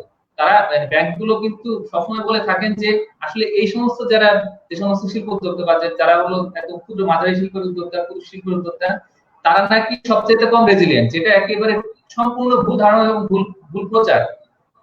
তো যদিও তাদের জন্য যে সুদ, সেই সুদটা কিন্তু এমনিতেই এই যে প্রণোদনা তহবিল, সেখানে কিন্তু সুদের হারটা বেশি তাদের জন্য। ব্যাংকগুলো এটা বলে থাকে এবং এটা প্রচার করছে অনেকদিন ধরে, এবং আমাদের যে এসএমই ক্রেডিট পলিসি, সেই ক্রেডিট পলিসি কিন্তু পরিষ্কার করে বলা আছে, যদি অন্যান্য খাতের ক্ষেত্রে বলা আছে যে না ঠিক আছে সুদের হার যেমন হবে, আর এইখানে বলা আছে যে না, যারা হচ্ছে ওই ক্লায়েন্ট এবং ব্যাংক, তারা যৌথভাবে আসলে সুদের হারটা ঠিক করবে, যার ফলে যারা ছোট তাদের জন্য আসলে সাপোর্টটা একটু বেশি হওয়ার কথা ছিল, কারণ তাদের অনেকেই কিন্তু মূলধন হারিয়েছে এই করোনার কারণে। তো এই জায়গাতে আসলে ডিসবার্সমেন্টটা কেমন হবে সেখানে একটা বড় অনিশ্চয়তা আছে, এবং তার যদি মানে এই লোনের ডিসবার্সমেন্টটা যদি ঠিকমতো না হয়, তাহলে সেই ক্ষেত্রে নিশ্চিতভাবে আমাদের এমপ্লয়মেন্টের উপর একটা বড় রকমের নেগেটিভ ইমপ্যাক্ট তৈরি হবে, এবং এই নেগেটিভ ইমপ্যাক্টটা থেকে আসলে বের হয়ে আসার জন্য যথেষ্ট পরিমাণে আসলে যে পরিকল্পনা, আর বিদেশ থেকে যারা আসবে, যারা যে সমস্ত কর্মী যারা কাজ হারিয়ে, তাদের আসলে কি ব্যবস্থা হবে, তাদের জন্য ট্রেনিং প্রোগ্রাম আছে কিনা, যে ওয়ার্কশপ প্রোগ্রাম যেগুলো আছে আমাদের, সেগুলোর রিভিশনটা কিরকম হবে, এই ধরনের ব্যাপক আসলে পরিকল্পনার কথা একটু আশা করেছিলাম বাজেট থেকে, যে আসলে যে সমস্ত নেতিবাচক প্রভাবের আশঙ্কা করছি বা অলরেডি যেটা হয়ে গেছে, সেটাকে মেরামত করার জন্য আসলে বাজেটটা কেমন হবে, সেটা যদি হতো, সেই আলোচনাগুলো যদি যথেষ্টভাবে থাকতো, তাহলে সেক্ষেত্রে আমরা আশ্বস্ত হতাম। আশা করি যেহেতু মাননীয় প্রধানমন্ত্রীর নির্দেশনায় কোট আনকোট যেটা বাজেট বক্তৃতায় এসেছে, যে তার নির্দেশনা আছে, উনি যেহেতু চোখ রাখছেন, তো আমরা আশা করি যে এই যে আলোচনা যেটা হবে, যেটা অলরেডি আলোচনা শুরু হয়ে গেছে পার্লামেন্টে, সেই আলোচনায় আসবে, প্লাস সামনের যে দিনগুলো আছে সেই দিনগুলোতে মাননীয় প্রধানমন্ত্রী দেখবেন, নিশ্চয়ই দেখবেন, আশা করছি আমরা। তো সেভাবে যদি হয়, তাহলে সেক্ষেত্রে বাজেটের একটা গুণগত পরিবর্তন হয়তো আমরা পাবো এই অর্থ বছর, সামনে অর্থ বছর যেটা আছে, সেই অর্থ বছর বাজেটে বাস্তবায়নের সময়। আর তা যদি হয়, তাহলে সেক্ষেত্রে সত্যি সত্যি এই বাজেট এই করোনা প্রতিরোধে বা করোনা মোকাবিলায় সবার কাজে লাগবে। ধন্যবাদ। ধন্যবাদ স্যার আপনাকে আপনার মূল্যবান বক্তব্য রাখার জন্য। এরপরে চলে যাবো আমরা মাহতাবউদ্দিন স্যারের কাছে। স্যার শুনতে পাচ্ছেন আমাকে? হ্যাঁ, শুনতে পাচ্ছি প্রান্ত। স্যার, আমাদের প্রস্তাবিত 2020-21 অর্থ বছরের বাজেটে সামাজিক নিরাপত্তা খাতে বরাদ্দ রাখা হয়েছে 95,574 কোটি টাকা, যা মোট বাজেটের 16.83%, যা জিডিপির 3.01%। গত অর্থ বছরে যদি তাকাই আমরা, তাহলে সংশোধিত বাজেটে তার বরাদ্দ ছিল 81,865 কোটি টাকা। প্রস্তাবিত বাজেটে মাননীয় অর্থমন্ত্রী আরো যুক্ত করেন, করোনা মহামারীর কারণে সর্বাধিক দারিদ্র্যপ্রবণ 100টি উপজেলায় বিদ্যমান নীতিমালা অনুযায়ী সব প্রবীণ ব্যক্তিকে বয়স্ক ভাতার আওতায় আনা হবে। এতে নতুন উপযোগী হবেন 5 লাখ মানুষ। তাই এ খাতে 300 কোটি টাকা বরাদ্দ রাখা হয়েছে।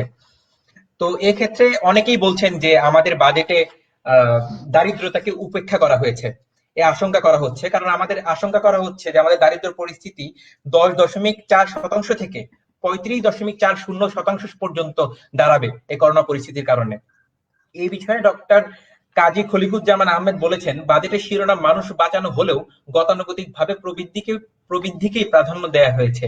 জীবন ও জীবিকার বিষয়টি এখন মুখোমুখি, তাই কর্মসংস্থান সবচেয়ে বড় চ্যালেঞ্জ, যার প্রতিফলন বাজেটে নেই। অন্যদিকে ডক্টর এ কে এনামুল হক বলেন, বর্তমান পরিস্থিতিতে সরকারকে সতর্কভাবে ব্যয় করতে হবে। দরিদ্র মানুষের সংখ্যা দ্বিগুণ হলেও বাজেটে তার ক্ষেত্রে বরাদ্দের কোনো প্রকার প্রতিফলন নেই। এই বিষয়ের প্রেক্ষিতে স্যার আপনার কাছে আমার প্রশ্নটি থাকবে, বাজেটে বরাদ্দকৃত সামাজিক নিরাপত্তা খাত কতখানি আমাদের আসন্ন দারিদ্র পরিস্থিতির ভয়াবহতাকে মোকাবেলা করতে সক্ষম? এবং আমরা জানি বাংলাদেশে একটি বিপুল ভাসমান জনগোষ্ঠী বিদ্যমান, এদেরকে সরকার কি উপায়ে সামাজিক নিরাপত্তা খাতের আয়তাভুক্ত করতে পারে? ধন্যবাদ প্রান্ত। আমি প্রথমে শুরু করি, আপনি যে 95,000 কোটি টাকা যে বড় সংখ্যাটার কথা বললেন সেটা দিয়ে। আসলে আমাদের, যদিও আমরা দেখতে পাচ্ছি যে আমাদের বলা হচ্ছে যে আমাদের জিডিপি প্রায় 3% মতো আমাদের টোটাল অ্যালোকেশন যাচ্ছে এই সোশ্যাল সিকিউরিটিতে। বাস্তবতা কিন্তু একটু ভিন্ন। বাস্তবতা হচ্ছে আমরা এই যে 95,000 কোটি টাকা বলছি, এর একটা বিপুল সংখ্যক পরিমাণ, প্রায় 1/3 অফ দি টোটাল এই টোটাল অ্যালোকেশনে 1/3 কিন্তু যাবে হচ্ছে শুধুমাত্র পেনশনের পিছনে। এবং এর পাশাপাশি আরো একটি বা দুটি যদি বড় সোশ্যাল প্রোটেকশনের প্রোগ্রাম আমরা যদি যোগ করি, তাহলে মোটামুটি বাজেটের হাফ পোর্শন চলে যায় হচ্ছে শুধুমাত্র মানে এই সোশ্যাল প্রোটেকশনের যে বাজেটটা, সেটা প্রায় 50% চলে যায় বড় বড় এরকম যেমন হচ্ছে মুক্তিযোদ্ধা ভাতা, দেন হচ্ছে আমাদের যেই পেনশন, এরকম একটি দুটো তিনটি যে খাত আছে, এগুলিকে যদি আমরা যোগ করি তাহলে প্রায় অর্ধেকের মতো চলে যায় এই প্রোগ্রামগুলিতে। বাকি যে অর্ধেক থাকে এই সোশ্যাল প্রোটেকশনের বাজেটে, সেটা যায় হচ্ছে প্রায় 115টি প্রোগ্রামে। আমাদের যে গত বছর 125টি প্রোগ্রাম ছিল সোশ্যাল সেফটি নেট প্রোগ্রামের আন্ডারে। তো একটা ব্যাপার যেটা বলা হয়েছে যে 100টি উপজেলায় আমাদের যে 3টি সোশ্যাল প্রোটেকশন প্রোগ্রামে প্রায় 10 লাখ উপভোগীর সংখ্যার কথা বলা হয়েছে, বাড়ানো হবে। বার্ধক্য ভাতা, মানে বয়স্ক ভাতা, বিধবা ভাতা এবং হচ্ছে প্রতিবন্ধী ভাতা। দেখুন, এই জিনিসটা কিন্তু একটা ধারাবাহিক, আমাদের যে এনএসএস আছে, ন্যাশনাল সোশ্যাল সিকিউরিটি স্ট্র্যাটেজি 2015 আছে, সেখান থেকে কিন্তু 2015 সাল থেকে কিন্তু ক্রমাগত প্রতি বছর এই প্রত্যেকটা যে প্রোগ্রাম আছে, এই প্রোগ্রামগুলির অ্যালোকেশন প্রতি বছরই বাড়ছিল। আপনাদের জাস্ট বলতে পারি যেটা, সেটা হচ্ছে যে যেমন গত অর্থ বছরে এই 3টি প্রোগ্রামের টোটাল উপকারভোগীর সংখ্যা বেড়েছিল প্রায় 12.5 লাখ। তাহলে এইটাকে কিভাবে করে আমরা বলি যে কোভিড এর কারণে এখন আমরা গত অর্থ বছর যেখানে বেড়েছে 12.5 লাখ, সেখানে এই অর্থ বছরে বাড়ছে, এই উপকারভোগী সংখ্যা বাড়ছে হচ্ছে 10.5 লাখের মতো। সুতরাং এটা কিন্তু ঠিক যে আমাদের কোভিড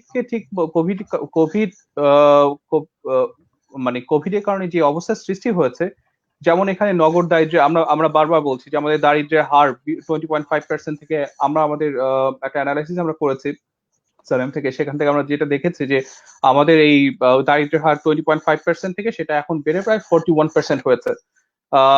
কারণ হচ্ছে আমাদের বিপুল সংখ্যক মানুষজন আছেন যারা দারিদ্র্য সীমার আশেপাশে, দারিদ্র্য সীমার জাস্ট একটু উপরে থাকেন, এটাকে আমরা ভালনারেবল পুয়ার বলি। যে কোনো ইনকাম শক হলে এই বিপুল সংখ্যক জনগোষ্ঠী দারিদ্র্য সীমার নিচে চলে আসেন।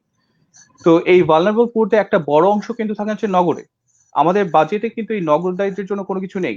আমাদের যেই যারা দরিদ্র হয়েছেন তাদের জন্য কিন্তু এই বাজেটে আমরা কিছু দেখতে পাচ্ছি না। আমরা বলছি যেটা, যে আমাদের আনডাউটেডলি আমাদের এখানে এমপ্লয়মেন্টের ডেফিনেট, যেটা আমরা জানি যে এমপ্লয়মেন্টের বিপুল সংখ্যক মানুষজন যারা অনানুষ্ঠানিক খাতে ছিলেন তারা কর্মহীন হয়ে পড়েছেন। এবং এটা বলা যেতে পারে যে এই অবস্থাটা আরো কয়েক মাস থাকবে। আমাদের বাজেটে কিন্তু যে ওয়ার্কফেয়ার প্রোগ্রাম যেগুলি আছে, সেই ওয়ার্কফেয়ার প্রোগ্রামগুলোর মধ্যে কিন্তু এই নতুন করে কর্মহীন হয়ে পড়া মানুষজনের জন্য কোনো কিন্তু কর্মসূচি নেই। যেমন হচ্ছে ইজিপিপি বা ওয়ার্কফেয়ার প্রোগ্রাম, যেগুলো হয়তো নেওয়া যেত, সেটা প্রোগ্রাম কিন্তু আমরা এখানে দেখতে পাচ্ছি না।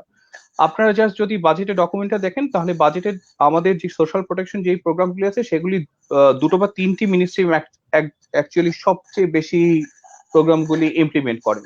একটা হচ্ছে ministry of social welfare, ministry of disaster management এবং হচ্ছে মওকা, ministry of women and children affairs. এই তিনটি মিনিস্ট্রির যদি টোটাল বাজেট অ্যালোকেশন দেখেন, তাহলে দেখবেন এদের বাজেট অ্যালোকেশন হচ্ছে 24,000 কোটি টাকার মতো।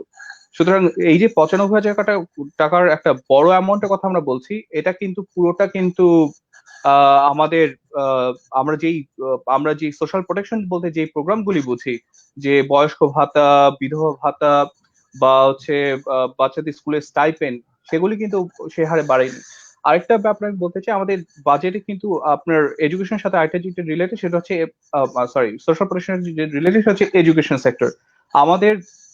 আমরা যেটা দেখতে পেয়েছি সেটা হচ্ছে এই যে নতুন দারিদ্র্যের কথা বলছে, এই দারিদ্র্যের কারণে আমাদের যেই এখন টোটাল যে 36 মিলিয়ন, প্রায় 3.5 কোটি ছেলে পেলে যারা স্কুল কলেজ ইউনিভার্সিটিতে পড়ছে, তাদের প্রায় ৭৭ লক্ষ পরিমাণ প্রায় 7.7 মিলিয়ন তারা দারিদ্র্য এই নতুন করে দারিদ্র্য সীমার নিচে চলে যেতে পারে। এই অর্থাৎ প্রায় ৭৭ লক্ষ স্টুডেন্ট আছে যাদের পরিবার নতুন করে এখন দারিদ্র্য সীমার নিচে চলে যেতে পারে। আমাদের যে যখন দারিদ্র্যের হারটা যখন বাড়ে তখন এটার সাথে স্কুল ড্রপ আউট রেটটা বেড়ে যায়। আমাদের এডুকেশন সেক্টরে এইবারে টোটাল বাজেট অ্যালোকেশন কিন্তু গত বছরের তুলনায় অ্যাজ পার্সেন্ট অফ জিডিপি এবং as percent of total budget দুটোই কিন্তু গতবারের চেয়ে কম। সুতরাং এডুকেশন সেক্টরে কিন্তু বাজেটটা বাড়ানো দরকার ছিল, যা প্রাইমারি স্কুলে বা এই প্রাইমারি স্কুল বা সেকেন্ডারি স্কুল এই জায়গাগুলোতে কিছু পলিসি নেওয়া যেত, স্টাইপেন্ড বাড়ানো অথবা হচ্ছে স্কুল মিল বা মিড ডে মিলের যে প্রোগ্রামগুলি আছে এই প্রোগ্রামগুলি আরো স্ট্রেংথেন করা যেত। সেগুলির কিন্তু কোনো প্রতিফলন কিন্তু আমরা বাজেটে দেখিনি। এখন আমি জাস্ট একটা পয়েন্ট আমি যোগ করতে চাই, যেটা হচ্ছে আপনি লাস্টে যেটা বললেন যে দেখুন আমাদের বাজেট থেকে আমরা যে জিনিসটা অ্যাকচুয়ালি সত্যি বলতে গেলে যে জিনিসটা পাইনি সেটা হচ্ছে প্রাসঙ্গিকতা।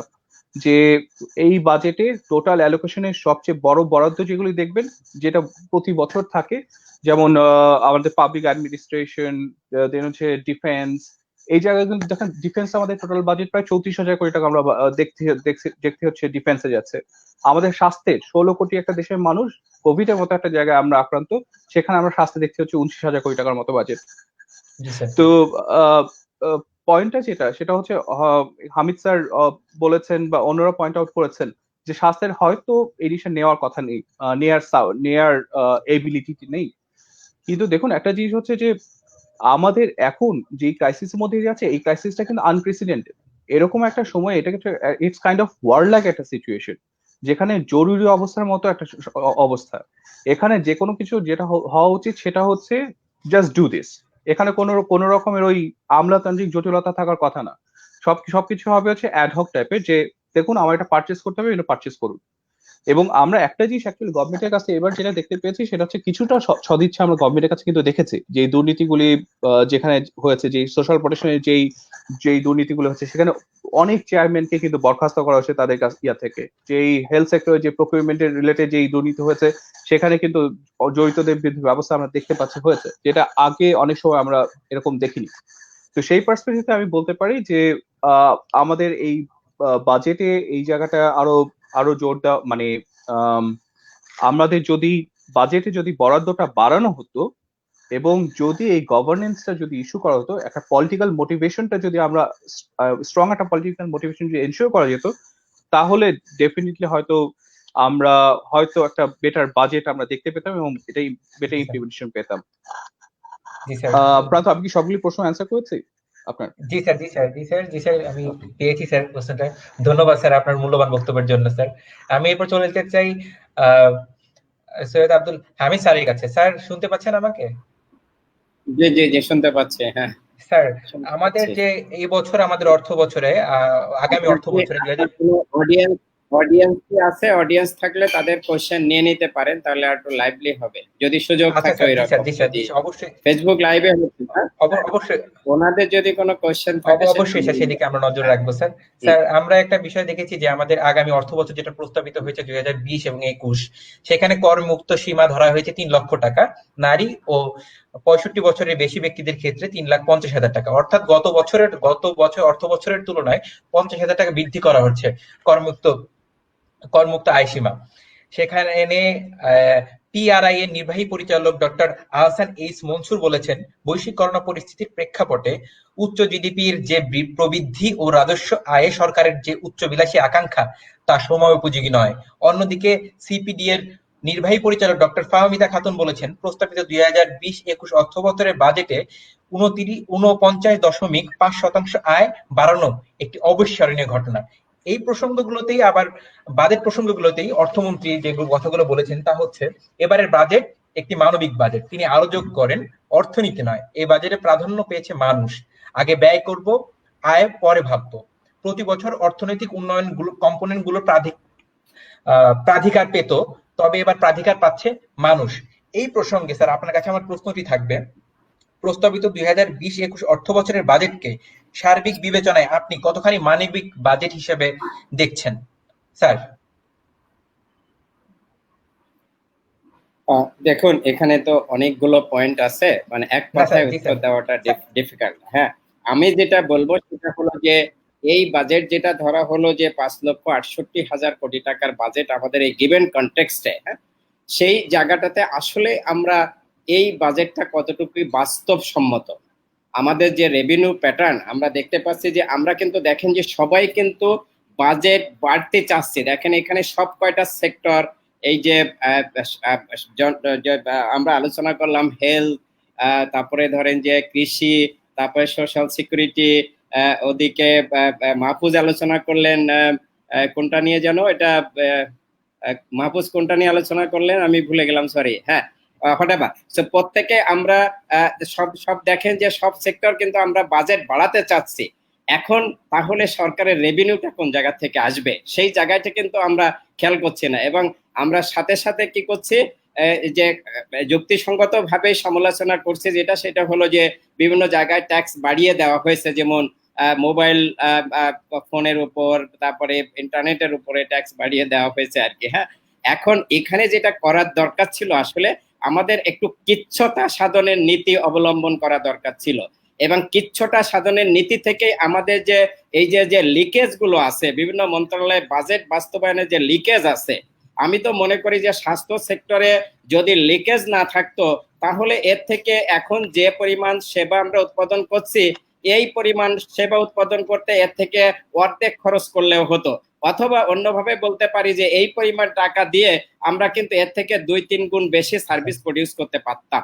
তাহলে এই জায়গায় যদি আমাদের বাজেট প্রণয়ন এবং বক্তৃতার সময় যদি এই কিচ্ছতা সাধনের নীতি, এফিসিয়েন্সি, দক্ষতার উপরে জোর দেওয়া হতো, তাহলে কিন্তু আমাদের এত বড় বাজেট দিতেও হতো না এবং এ নিয়ে এত কথাও হতো না। তো আমি এখানে যেটা বলবো যে মানবিক কি মানবিক না, এই কথাটা তো বাজেটের বিভিন্ন মানুষের ভাষা থেকে চলে আসতেছে।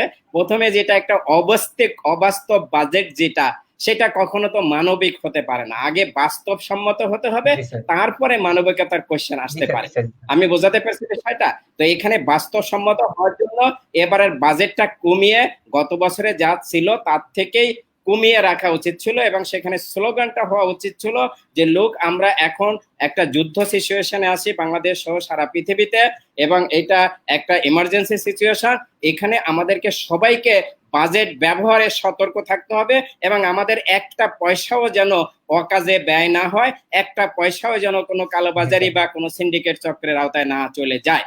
এই স্লোগানটা যদি আমরা দিতাম তাহলে কিন্তু বাজেটটা মানবিক হতো, বাস্তবসম্মত হতো, এবং সেটা মানুষের জি স্যার, জি স্যার, কাজে ধন্যবাদ স্যার। লাগতো। আমি এখানে এরপর শেষ করছি। স্যার ধন্যবাদ, আপনি যেটা বলেছিলেন সত্যি বাস্তবসম্মত হওয়া জরুরি বেশি আমাদের বর্তমান প্রেক্ষাপটে। স্যার মাহফুজ কবির স্যারের কাছে আমি যেতে চাই। স্যার শুনতে পাচ্ছেন আমাকে? হ্যাঁ, শোনা যাচ্ছে। স্যার আমি একটি সবচেয়ে বড় আলোচিত বিষয় নিয়ে কথা বলতে চাই, সেটি হচ্ছে 2020-21 অর্থ বছরে বাড়ছে মোবাইল কল রেট। 5% সম্পূরক শুল্ক বাড়িয়ে 15% করা হয়েছে, অর্থাৎ সিম বা রিম কার্ড সেবা খাতে সম্পূরক শুল্ক 10% থেকে বাড়িয়ে 15% নির্ধারণ করা হয়েছে। অর্থাৎ এর ফলে তার আমাদের মোট কল চার্জ দাঁড়াচ্ছে হচ্ছে 33.57%। এতে প্রতি 100 টাকা রিচার্জে কর হিসাবে সরকারের কাছে যাবে 25 টাকার কিছু বেশি, যা আগে দিতে হতো 22 টাকার মতো। Association of mobile telecom of Bangladesh এর মহাসচিব এস.এম. ফরহাদ বলেন, সম্পূরক শুল্ক 5% বৃদ্ধিতে কথা বলা ও খুদে বার্তা পাঠানোয় মোট কর ভার দাঁড়ায় হচ্ছে 33.25%। ইন্টারনেটে দাঁড়াচ্ছে তা হচ্ছে 21.75%। অর্থাৎ 100 টাকায় 25 টাকা সরকার পাবে হচ্ছে কথা বলার ক্ষেত্রে, ইন্টারনেটে পাবে 18 টাকা। আমরা যদি আমাদের প্রতিবেশী রাষ্ট্রগুলোর দিকে তাকাই, সেক্ষেত্রে এখানে কর হচ্ছে আফগানিস্তানে 22%, ভারতে 12%, আফগানিস্তানে, ভারতে 15%, পাকিস্তানে 17%, শ্রীলঙ্কায় তুলনামূলকভাবে সবচেয়ে বেশি 23%। এ বিষয়ে আমাদের এনবিআর চেয়ারম্যানের কাছে যখন আমরা প্রশ্ন করেছিল যে কল রেট কেন বাড়ানো হলো, তিনি বলেছেন বর্তমান কল রেট অনেক কম, এতে মানুষ অপ্রয়োজনীয় কথা বলার প্রবণতা বেড়ে গেছে মানুষের। তো স্যার এই প্রেক্ষাপটে আপনার কাছে আমার প্রশ্ন থাকবে, এই করোনা সংকটের মাঝে আগামী অর্থ বছরের বাজেটে সরকারের মোবাইল কল রেট বৃদ্ধি কি অত্যাবশ্যকীয় ছিল? হ্যাঁ, ধন্যবাদ। আমি জাস্ট এই আগের টার্মে প্রফেসর সৈয়দ আবুল হামিদ যেটা বলেছিলেন যে আমাদের ফাইন্যান্সিয়াল ম্যানেজমেন্টের যে একটা ট্রেনিং দরকার, আমার মনে হচ্ছে যে এই ধরনের যে ট্যাক্সের মেজার যেটা বলা হয়েছে, প্রস্তাব করা হয়েছে, আমার মনে হয় যে এই জায়গাতে একটা সংকট আছে আমাদের। মানে একই সঙ্গে আমরা কিন্তু যে আইসিটি ফ্রেন্ডলি একটা ডিজিটাল বাংলাদেশের কথা বলছি, যেটা আসলে বড় স্লোগান এবং এটা কন্টিনিউ করবে সরকারের, যে ওভারআর্চিং একটা গোল যে আমরা ডিজিটাল বাংলাদেশ তৈরি করবো, আমরা একটা আইসিটি ফ্রেন্ডলি একটা কান্ট্রি তৈরি করবো। তো সেই জায়গাতে যদি আমরা এই ধরনের কোনো পদক্ষেপ নেই, তাহলে সেই ক্ষেত্রে আসলে অবস্থাটা কি দাঁড়াবে? আর আমাদের যদি এফডিআই প্যাটার্নটা দেখি, আসলে বৈদেশিক বিনিয়োগটা কোন কোন খাতে হচ্ছে, তাহলে এই যে টেলিকমিউনিকেশন, সেটা কিন্তু সবচেয়ে বড় একটা খাত যেখানে আসলে এই বিদেশি বিনিয়োগটা হয়। তাহলে এটা একটা ইন্ডিকেশন কি, যেখানে যেহেতু কল রেটটা বেড়ে গেল, তো তাহলে বা যে ইন্টারনেটের যে চার্জ সেটা বেড়ে গেল, তার মানে হলো যে এখানে কিন্তু এই যে প্রফিট মার্জিন সেটা কিন্তু কমে যাবে, যার ফলে এই যে বিদেশি বিনিয়োগ যেটা, সেটা কিন্তু আমাদের দেশ থেকে কোথায় চলে যাবে, যে দেশগুলোতে আসলে চার্জটা কম সেখানে। আর এই সেক্ষেত্রে যেটা হবে যে আমাদের যে একটা ডিসকারেজমেন্ট একটা তৈরি হলো আর কি আমাদের যারা ব্যবহারকারী তাদের ক্ষেত্রে, তো সেটা আসলে এই যে একটা বিপদের সময় দেশে, তো সেই জায়গাতে আসলে যোগাযোগটা অনেক বেশি গুরুত্বপূর্ণ। মানে এই মুহূর্তে প্রত্যেকটা মানুষ আগে যেরকম আসলে কথা বলতেন বা কমিউনিকেশনটা রাখতেন, এই মুহূর্তে মানুষ আরো অনেক বেশি আসলে কমিউনিকেশনের মধ্যে আছেন, তারা প্রত্যেকেই প্রতিদিন সারাক্ষণ কথা বলছেন। তো যার ফলে এই যে এমনিতেই কিন্তু আসলে এখান থেকে ট্যাক্সটা বেশি আসতো, তো এই যে অতিরিক্ত ট্যাক্স ইম্পোজ করার কারণে যেটা হবে যে আসলে এই যে যোগাযোগের ব্যয় যেটা, যে করোনার কারণে যে যোগাযোগ, আতঙ্কের কারণে যে যোগাযোগ, সেই যোগাযোগের ব্যয়টা আসলে বেড়ে যাচ্ছে। তো যার ফলে এটা কিন্তু এক ধরনের ডিসকারেজিং ইফেক্ট তৈরি করবে একই সঙ্গে বৈদেশিক বিনিয়োগের উপরে, এবং একই সঙ্গে কিন্তু যারা হচ্ছে ব্যবহারকারী তাদের উপরে। আর এই যে ডিজিটাল বাংলাদেশ তৈরির ক্ষেত্রে যেটা একটা উদ্যোগ সরকারের, যে বিভিন্ন ভাবে যে তার যে নীতি, তাদের প্রোগ্রাম, তো সেটার উপরেও কিন্তু একটা নেগেটিভ ইম্প্যাক্ট মানে খুব স্বাভাবিকভাবে এটা তৈরি হবে। আর আরেকটা জিনিস আমি একটু বলতে চাই যে আসলে আমাদের এই যে ফাইন্যান্সিয়াল ম্যানেজমেন্ট একাডেমি, যেটা আসলে তৈরি হয়েছে কিন্তু অনেক আগে, এবং এখানে আমি নিজেও বেশ বেশ অনেকগুলো কোর্স ডিজাইন করা এবং এখানে ট্রেনিং দেওয়া, সেই কাজগুলো অনেক মানে করেছি। তো এখানে যেটা হয় আমার মনে হয় যে আলোচনা যদিও ওইরকম ভাবে ডিরেক্টলি আসলে ইয়ে না, ওরকম লিঙ্ক না, কিন্তু আসলে এই যে বাজেট বাস্তবায়ন, বাজেট প্রণয়ন, সেগুলোর সঙ্গে এটা একটা সাংঘাতিক রকম যোগাযোগ আছে। তার কারণ যারা হচ্ছে এই মুহূর্তে প্রথমে যারা একটু ট্রেনিং এ পিএডিসি তে ট্রেনিং এ যারা যাচ্ছেন, তারা কিন্তু ফিল্ডে যাচ্ছেন এবং তারা মোটামুটি ম্যাচিউর হয়ে যখন পলিসি মেকিং এ আসছেন, যার ফলে তাদের সঙ্গে কিন্তু এই যে ফাইন্যান্সিয়াল ম্যানেজমেন্ট বা এই যে আমাদের যে সমস্ত মিডিয়াম টার্ম বাজেটের ফ্রেমওয়ার্ক, আমাদের MP medium term macro economic policy statement, সেটা এবং যে সরকারের যে প্রায়োরিটি গুলো আছে সেইগুলোর সঙ্গে সরাসরি বাজেট প্রণয়ন, এই জায়গায় কিন্তু বড় রকমের গ্যাপ তৈরি হয়। এবং সেটা কিন্তু আমরা এই যে ফাইন্যান্সিয়াল ম্যানেজমেন্ট একাডেমিতে ট্রেনিং গুলো দিয়ে আর সেটাকে আসলে মিট আপ করতে পারি না, যার ফলে এই যে এই বাজেট প্রণয়নে কিন্তু আসলে বাস্তবিকতা, সেটার যে একটা যেটা ছোঁয়া যেটা থাকে, বা আমরা এখনই আসলে আমাদের কি ধরনের ইনিশিয়েটিভ নেওয়া দরকার, কোন একটা সংকট যদি তৈরি হয়, সেই জায়গাতে কিন্তু এই যে আমরা যে গ্যাপটা দেখতে পেলাম, সেই গ্যাপটা কিন্তু মূল কারণটা যেটা আমার কাছে মনে হয়েছে, যেটা আসলে এই আমরা আসলে একটা স্ট্রাকচারের মধ্যে চলে যাই এবং সেখান থেকে আসলে বার হয়ে আসার একদম একদম প্র্যাগম্যাটিক কোনো একটা অ্যালোকেশনের প্যাটার্ন তৈরি করা, সেই জায়গা থেকে আমরা যেতে পারি না। এটার একটা স্ট্রাকচারাল রিজনটা হচ্ছে এটা, যে আমরা আসলে মানুষদেরকে তৈরি করছি হচ্ছে তারা নিজেরা তৈরি হয়ে যাওয়ার পরে, মানে এই যে একটা বিশাল ম্যান পাওয়ার, যারা প্ল্যানিং করবে মিনিস্ট্রি গুলো, এই যে কতটুকু বাজেটে অ্যালোকেশন হবে, এবং এই ধরনের যে হঠাৎ করে শখ আসলে সেটা অ্যাডপ্ট করার জন্য নতুন ধরনের নতুন ভাবে আসলে তৈরি হওয়া, তো সেই জায়গাতে একটা বড় রকমের গ্যাপ আছে। এবং আমার কাছে মনে হয় যে ফাইন্যান্সিয়াল ম্যানেজমেন্ট একাডেমির আর একটু স্কোপটা বাড়ানো দরকার। মানে একেবারে যারা নতুন, যারা হলো যারা এই পলিসি মেকার, তাদেরকে নিয়ে এসে তাদেরকে ট্রেনিং দিয়ে তারপর তাদেরকে পাঠিয়ে দেওয়া। তো সেইভাবে যদি হয়, তাহলে সেক্ষেত্রে আমার মনে হয় যে বাজেটের যে গুণগত পরিবর্তন, সেটা হয়তো আসবে। এবং আমরা এই যে হুটহাট করে এই ধরনের বাস্তব বিবর্জিত যে ধরনের সিদ্ধান্ত, স্যার একটা কথা যোগ করে দিই, এই কন্ডিশন, এই সময়ে সমকালীন সময়ে যে একটা মানবিক প্রশ্ন উঠেছে, যে সবার ক্ষেত্রে আমরা একটা দূরত্ব মেনটেন করে চলছি, পরিবারের সাথে অনেকের সম্পর্ক থাকছে না, সেই এরকম একটা পরিস্থিতিতে কল রেট বাড়ানোটাকে সত্যি মানবিক দিক থেকে একটা বড় বিপর্যয় বলতে পারি আমরা। হ্যাঁ, এই কথাটাই আমি বলছিলাম যে এই মুহূর্তে আসলে যোগাযোগটা খুব গুরুত্বপূর্ণ, এবং এটা মোবাইলের মাধ্যমে আমরা যোগাযোগ রাখি, মানে ইন্টারনেট যে মোবাইল সেটার মাধ্যমে রাখি আমরা। তো যার ফলে এখানে আমার মনে হয় একটু সতর্ক ভাবে আসলে যে করেন যে প্রস্তাবটা, সেটা আসলে করা উচিত ছিল, যাতে করে মানুষের আসলে আরো বিপদ তৈরি না হয়। এমনিতে তাদের কিন্তু এই যে সাধারণ মানুষের কিন্তু প্রকৃত আয়টা কমে গেছে এবং তাদের যোগাযোগটা অনেক বেশি বেড়ে গেছে। এই মুহূর্তে মোবাইলের কস্ট, এতে তাদের যে খরচ, সেই খরচটা কিন্তু অনেক বেশি। তো এই অবস্থায় আর একটুখানি চিন্তা করে যদি এটা এই প্রস্তাবটা তৈরি করা যেত, অথবা যদি এমন হয় যে এই যে সামনে যে সংসদে যে আলোচনাটা হবে এবং পরবর্তী সময় যখন বাস্তবায়ন হবে সেই সময় যদি এটা রিভাইজ করা সম্ভব হয় তাহলে সেটা অবশ্যই ইনফ্যাক্ট করোনা মোকাবেলায় যে তথ্যের ব্যবহার এবং যোগাযোগের যে ভূমিকা সেই ভূমিকাটাকে আসলে এটা স্বীকৃতি দেওয়া হবে, এটাই আমার ধারণা। ধন্যবাদ। ধন্যবাদ স্যার, ধন্যবাদ স্যার। আমরা যে হামিদ স্যার বলছিলেন কমেন্টের বিষয়ে, হামিদ স্যারকে একটা কোশ্চেন করা হয়েছে, সেটা হচ্ছে হামিদ স্যারের নিকট থেকে স্বাস্থ্য খাতের দুর্বৃত্তদের সিন্ডিকেট সম্পর্কে শুনতে চাই। গুটি কয়েক কন্ট্রাক্টরদের হাতে যেভাবে একাত জিম্মি, সেটি কিভাবে ভাঙা যাবে? স্বাস্থ্য খাতে কুখ্যাত মিঠু কন্ট্রাক্টরের উত্থান হয়েছে কাদের হাত ধরে? স্যার, এই বিষয়ে যদি আপনি সংক্ষিপ্তভাবে আপনার বক্তব্য রাখতেন।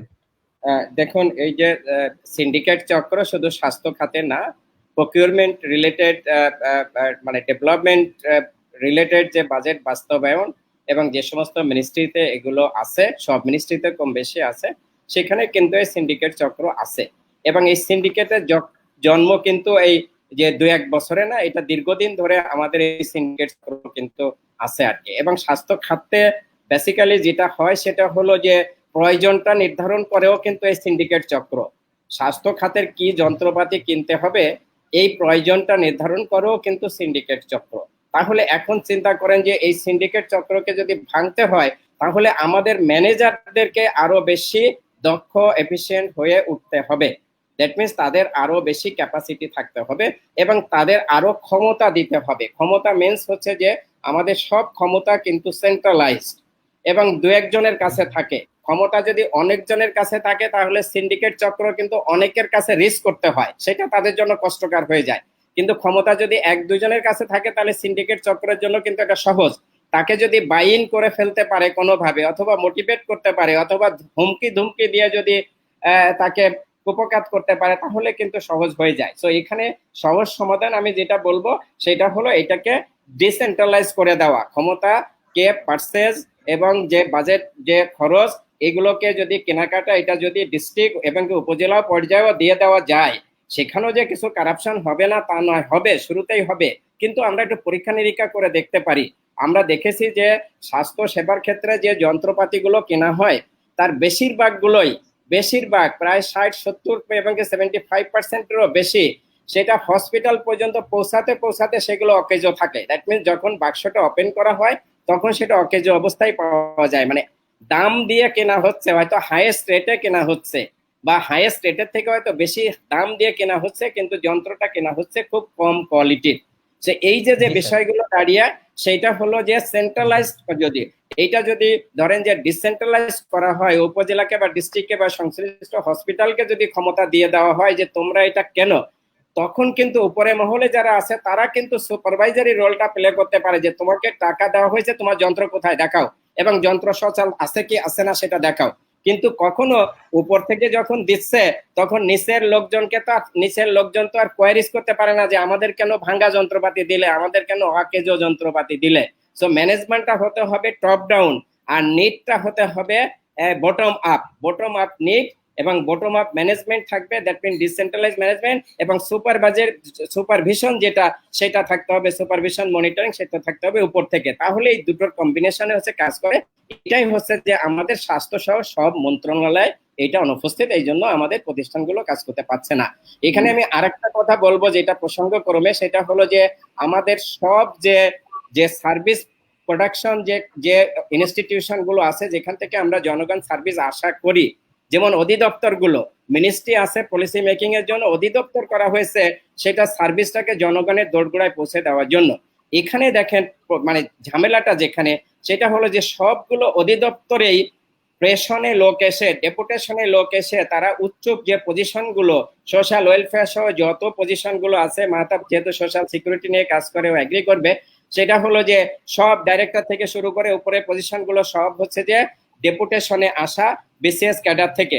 ফলে যেটা হয় যে ওরা 3 বছর 2 বছর হঠাৎ বছর থাকে এবং তারপরে চলে যায়, আবার নতুন সেট আছে। তো ওই প্রতিষ্ঠানগুলো সবসময় ডিসেবলডই থাকে, সেখানে কোনো সার্ভিস প্রডিউস করতে পারে না। এবং যারা এই যে ওখানে স্থায়ী লোক, দ্যাট মিনস হয়তো বিসিএস এর ক্যাডার সার্ভিসে না, হয়তো ফার্স্ট ক্লাস থেকে গিয়েছে, তাদের কিন্তু উপরে ওঠার আর সুযোগ নাই। তারা হয়তো ডেপুটি ডিরেক্টর বা অ্যাসিস্ট্যান্ট ডিরেক্টর হিসেবেই অনেকে রিটায়ার করছে। আর ওই লোকগুলো আসতেছে 2-3 বছর থাকছে, তারা যা এক্সপিরিয়েন্স গ্যাদার করছে তা কিন্তু নিয়ে চলে যাচ্ছে। তো আর এক সেট যখন আসতেছে তখন আবার নতুন নতুন আসতেছে। সো অলওয়েজ ওখানে নতুন ম্যানেজমেন্ট থাকার কারণে এই প্রতিষ্ঠানগুলো কখনোই আমাদেরকে সার্ভিস দিতে পারে না। তো এই যে যে বিষয়গুলো আসছে সেই জায়গাগুলো যদি কাঠামোগত সংস্কার না করতে পারি তাহলে শুধু স্বাস্থ্য কেন, আমরা এডুকেশন সহ যত কিছু আছে, সোশ্যাল ওয়েলফেয়ার বলেন, যাই কিছু বলেন, ইভেন কি আমাদের সব রেগুলেটরি প্রতিষ্ঠানেও কিন্তু একই অবস্থা। তো এইগুলো যদি ঠিক না করা যায় তাহলে আমরা কখনো সার্ভিস পাবো না। ধন্যবাদ স্যার। স্যার যেটা বলছিলেন যে আর কি ক্ষমতার ডিসেন্ট্রালাইজ করার মাধ্যমে আমরা আসলে এই সিন্ডিকেট ভাঙতে পারি। আমি এখন চলে যেতে চাই মাহতাবউদ্দিন স্যারের কাছে। স্যার শুনতে পাচ্ছেন আমাকে? হ্যাঁ প্রান্ত, শুনতে পাচ্ছি স্যার। আমরা প্রস্তাবিত বাজেটে আগামী প্রস্তাবিত বাজেটে 2020-21 শিক্ষা ও প্রযুক্তি খাতে দেখছি 85,760 কোটি টাকা বরাদ্দ রাখা হয়েছে শিক্ষা ও প্রযুক্তিতে। এর মধ্যে মাধ্যমিক ও উচ্চ মাধ্যমিকে বরাদ্দ বৃদ্ধির প্রস্তাব করা হয়েছে এবং এই খাতে বরাদ্দ রাখা হয়েছে 33,117 কোটি টাকা, যা চলতি অর্থ বছরে ছিল 29,624 কোটি টাকা। অর্থাৎ তা বৃদ্ধি করা হয়েছে 3,99,99,493 কোটি টাকা। আমাদের আন্তর্জাতিক শ্রম সংস্থা ILO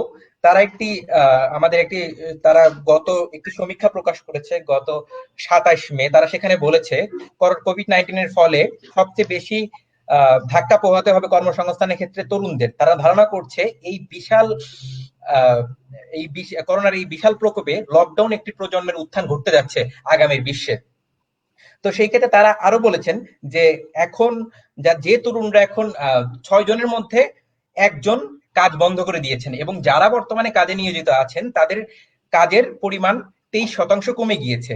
এছাড়াও মোট বিশ্বে যারা শিক্ষার্থীরা যারা এখন আর শিক্ষার্থী এখন যারা স্কুল বন্ধ সেসব ক্ষেত্রে 10%ই আর পুনরায় শিক্ষা চালু করতে পারবে না, তারা ঝরে পড়বেন। তা গোটা বিশ্বে এখানে শিশু শ্রম বৃদ্ধির আশঙ্কা করছে তারা। বিনা সহায়তায় পারিবারিক আয়ের উপর মহামারী কোভিড-19 যেহেতু ধ্বংসাত্মক পরিস্থিতি সৃষ্টি করছে, তাই অনেকেই শিশু শ্রমের আশ্রয় নিতে বাধ্য হবে পারিবারিক অর্থনৈতিক বিষয়ে।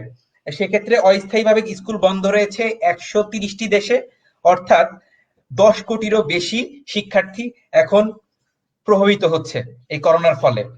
তো এই বিষয়ের উপর আপনার কাছে আমার প্রশ্ন থাকবে স্যার, সরকারের প্রস্তাবিত বাজেটে শিক্ষা খাতের যে বরাদ্দ নির্ধারণ করা হয়েছে তা শিক্ষার্থীদের ঝরে পড়া শিশুশ্রম বৃদ্ধি ও বাল্য বিবাহের মতো সামাজিক সমস্যাগুলো নিরসনে কতখানি সক্ষম? ধন্যবাদ প্রান্ত। আমি আমার বক্তব্য আসলে প্রথম পার্টে এটা কিছুটা টাচ করে গিয়েছিলাম। আমরা অ্যাকচুয়ালি একটা কাজ করেছি, যেটা একটা প্রশ্ন আমরা আমি গত এক সপ্তাহখানেক আগে একটা ফিনান্সিয়াল এক্সপ্রেস আমার একটা লেখা এটার উপরে এসেছে। তো বেসিক্যালি জিনিসটা হচ্ছে সেটা হচ্ছে আমি যেটা এর আগেও বলছিলাম যে আমাদের যে 36 মিলিয়ন বা 3.5 কোটি যে এখন যে যারা শিক্ষার্থী আছেন এদের মধ্যে এই করোনা যে প্যান্ডেমিকটা আছে তার আগেই প্রায় 90 লাখ, অর্থাৎ 1/4 বলতে পারেন, প্রায় 24-25% তারা এই প্যান্ডেমিকের আগেই কিন্তু তাদের যে দারিদ্র্য সীমা আছে তার নিচে ছিলেন। যখন এই প্যান্ডেমিকটা শুরু হলো আমাদের অ্যাসেসমেন্ট যেটা বলে সেটা হচ্ছে টোটাল যে স্টুডেন্ট পুলটা আছে তাদের প্রায় 44% দারিদ্র্য সীমার নিচে চলে যাবে। অর্থাৎ এই রেটটা হচ্ছে যে প্রাইমারি স্কুল গোয়িং যে টোটাল যে পুলটা আছে তাদের প্রায় 51%, অর্থাৎ প্রায় অর্ধেকের বেশি তারা দারিদ্র্য সীমার নিচে চলে যাবে তাদের ফ্যামিলিগুলি। তো আপনি রাইটলি পয়েন্ট আউট করেছেন যে এরকম ক্ষেত্রে যে জিনিসটা হয় সেটা হচ্ছে চাইল্ড ম্যারেজ, তারপর হচ্ছে school drop out, child labour, এই জিনিসগুলি এ সময় মানে ব্যাপক পরিমাণে বাড়ে। তো এখানে একটা ব্যাপার খুবই পরিধানযোগ্য জিনিসটা সেটা হচ্ছে আমরা জাতিগতভাবে আমরা একটা গুরুত্বপূর্ণ সময় অতিক্রম করছি, সেটা হচ্ছে ডেমোগ্রাফিক ডিভিডেন্ডের যে ফেজটা, ডেমোগ্রাফিক ট্রানজিশন আমরা যেটাকে বলি। এই ডেমোগ্রাফিক ট্রানজিশনে এখন যে ফেজটা আমরা যাচ্ছি এই ফেজটাকে বলা হচ্ছে এখন আমাদের ডেমোগ্রাফিক ডিভিডেন্ডটা অর্জন করার সময়। আমাদের যেই সময়টা আমাদের হাতে আছে সেটা হচ্ছে 2035 পর্যন্ত আমাদের উইন্ডোটা খোলা আছে এই ডেমোগ্রাফিক ডিভিডেন্ডে। আমরা যদি এই সময়ের মধ্যে আমাদের যে এখন যে স্কুল গোয়িং শিক্ষার্থীরা আছেন বা যে যারা যুব সম্প্রদায় আছেন তাদেরকে যদি প্রপারলি যদি ইকুইপ করতে না পারে, তাদেরকে স্কিল আপ করতে না পারি, এই ডেমোগ্রাফিক ডিভিডেন্ডটা আমাদের জন্য হয়ে যাবে ডেমোগ্রাফিক বার্ডেন। তো এটা কিন্তু আমাদের পুরো ফিউচারের জন্য একটা হুমকি স্বরূপ। তো সেখান থেকে কিন্তু আপনি যেটা বলেছেন যে 10, যদি আমার টোটাল যে স্কুল গোয়িং আছে তাদের 10%ও যদি আমি ধরি যে তারা আর স্কুলে ফিরে আসবে না, এই সংখ্যা কিন্তু 36 মিলিয়নের 10% 3.6 মিলিয়ন, তো প্রায় 36 লক্ষ। এটা কিন্তু বিশাল বড় একটা নাম্বার। দেখুন, সেখান থেকে আমি মনে করি যে আমাদের শিক্ষা বাজেটে যেই অংশটা আছে সেটা অ্যাডিকুয়েট না। আমাদের স্কুল যে প্রাইমারি স্কুলে যে স্টাইপেন্ডটা দেওয়া হয় 100 টাকা করে প্রত্যেকটা স্টুডেন্টকে দেওয়া হয়। সেকেন্ডারি স্কুলের জন্য স্টাইপেন্ড আছে। তো গভর্নমেন্টের কিছু নাইস পলিসি, আমাদের এনএসএস এর ন্যাশনাল সোশ্যাল সিকিউরিটি স্ট্র্যাটেজি আছে, সেখানে কিন্তু চমৎকার কিছু পলিসির কথা বলা আছে, যেমন হচ্ছে মিড ডে মিলের একটা প্রোগ্রামের কথা বলা আছে। দেন আমাদের সোশ্যাল সিকিউরিটির যে ন্যাশনাল সোশ্যাল সিকিউরিটি স্ট্র্যাটেজি 2015 যেটা, সেখানে কিন্তু বলা আছে যে আমাদের স্কুলের স্টাইপেন্ড যে পরিমাণটা আছে এটা বাড়াতে হবে। আমাদের এই প্যান্ডেমিকের সময় আমরা কিন্তু এই জিনিসগুলো করতে পারতাম, আমরা কিন্তু এই জিনিসটা বাড়াতে পারতাম, স্কুল স্টাইপেন্ডের পরিমাণটা বাড়াতে পারতাম, আমরা মিড ডে মিল প্রোগ্রামটা চালু করতে পারতাম। আমাদের যেই প্রায় 30 লাখ ছাত্রছাত্রীকে যারা প্রাইমারি স্কুলে আছে তাদেরকে একটা নিউট্রিশন একটা বিস্কিট দেওয়া হয়। 100টি যে দরিদ্র প্রবণ মোস্ট পভার্টি স্ট্রাইকিং যে উপজেলা আছে সেখানে এই এই এই প্রকল্প চালু আছে। তো এই জিনিসটাকে আমরা পুরো এই প্রোগ্রামগুলি আমরা ন্যাশন ওয়াইড আমরা এক্সপ্যান্ড করতে পারতাম, তাহলে আমরা ড্রপ আউট রেটটাকে আমরা কাট ডাউন করতে পারতাম। এবং সাথে সাথে এই যে বলছি যে ডেমোগ্রাফিক যেই আমাদের যে একটা প্রজন্ম হারিয়ে যেতে পারে, এই বিপুল সংখ্যক শিক্ষার্থীদেরকে আমরা ধরে রাখতে পারতাম এবং তাদের ফিউচারকে আমরা আর একটু ব্রাইটেন করতে পারতাম। ধন্যবাদ প্রজন্ম। ধন্যবাদ স্যার। ধন্যবাদ স্যার আপনার মূল্যবান বক্তব্য রাখার জন্য। সত্যি আমরা আসলে প্রত্যাশা হারাতে চাই না, সংশোধিত বাজেটে আমরা হয়তো বা সে প্রত্যাশা পেতেও পারি, সেই আশাটাই রাখছি আমরা। আমি যেতে চাই ডক্টর মোহাম্মদ সাইদুর রহমান স্যারের কাছে। স্যার শুনতে পাচ্ছেন আমাকে? জি, আমি শুনতে পাচ্ছি।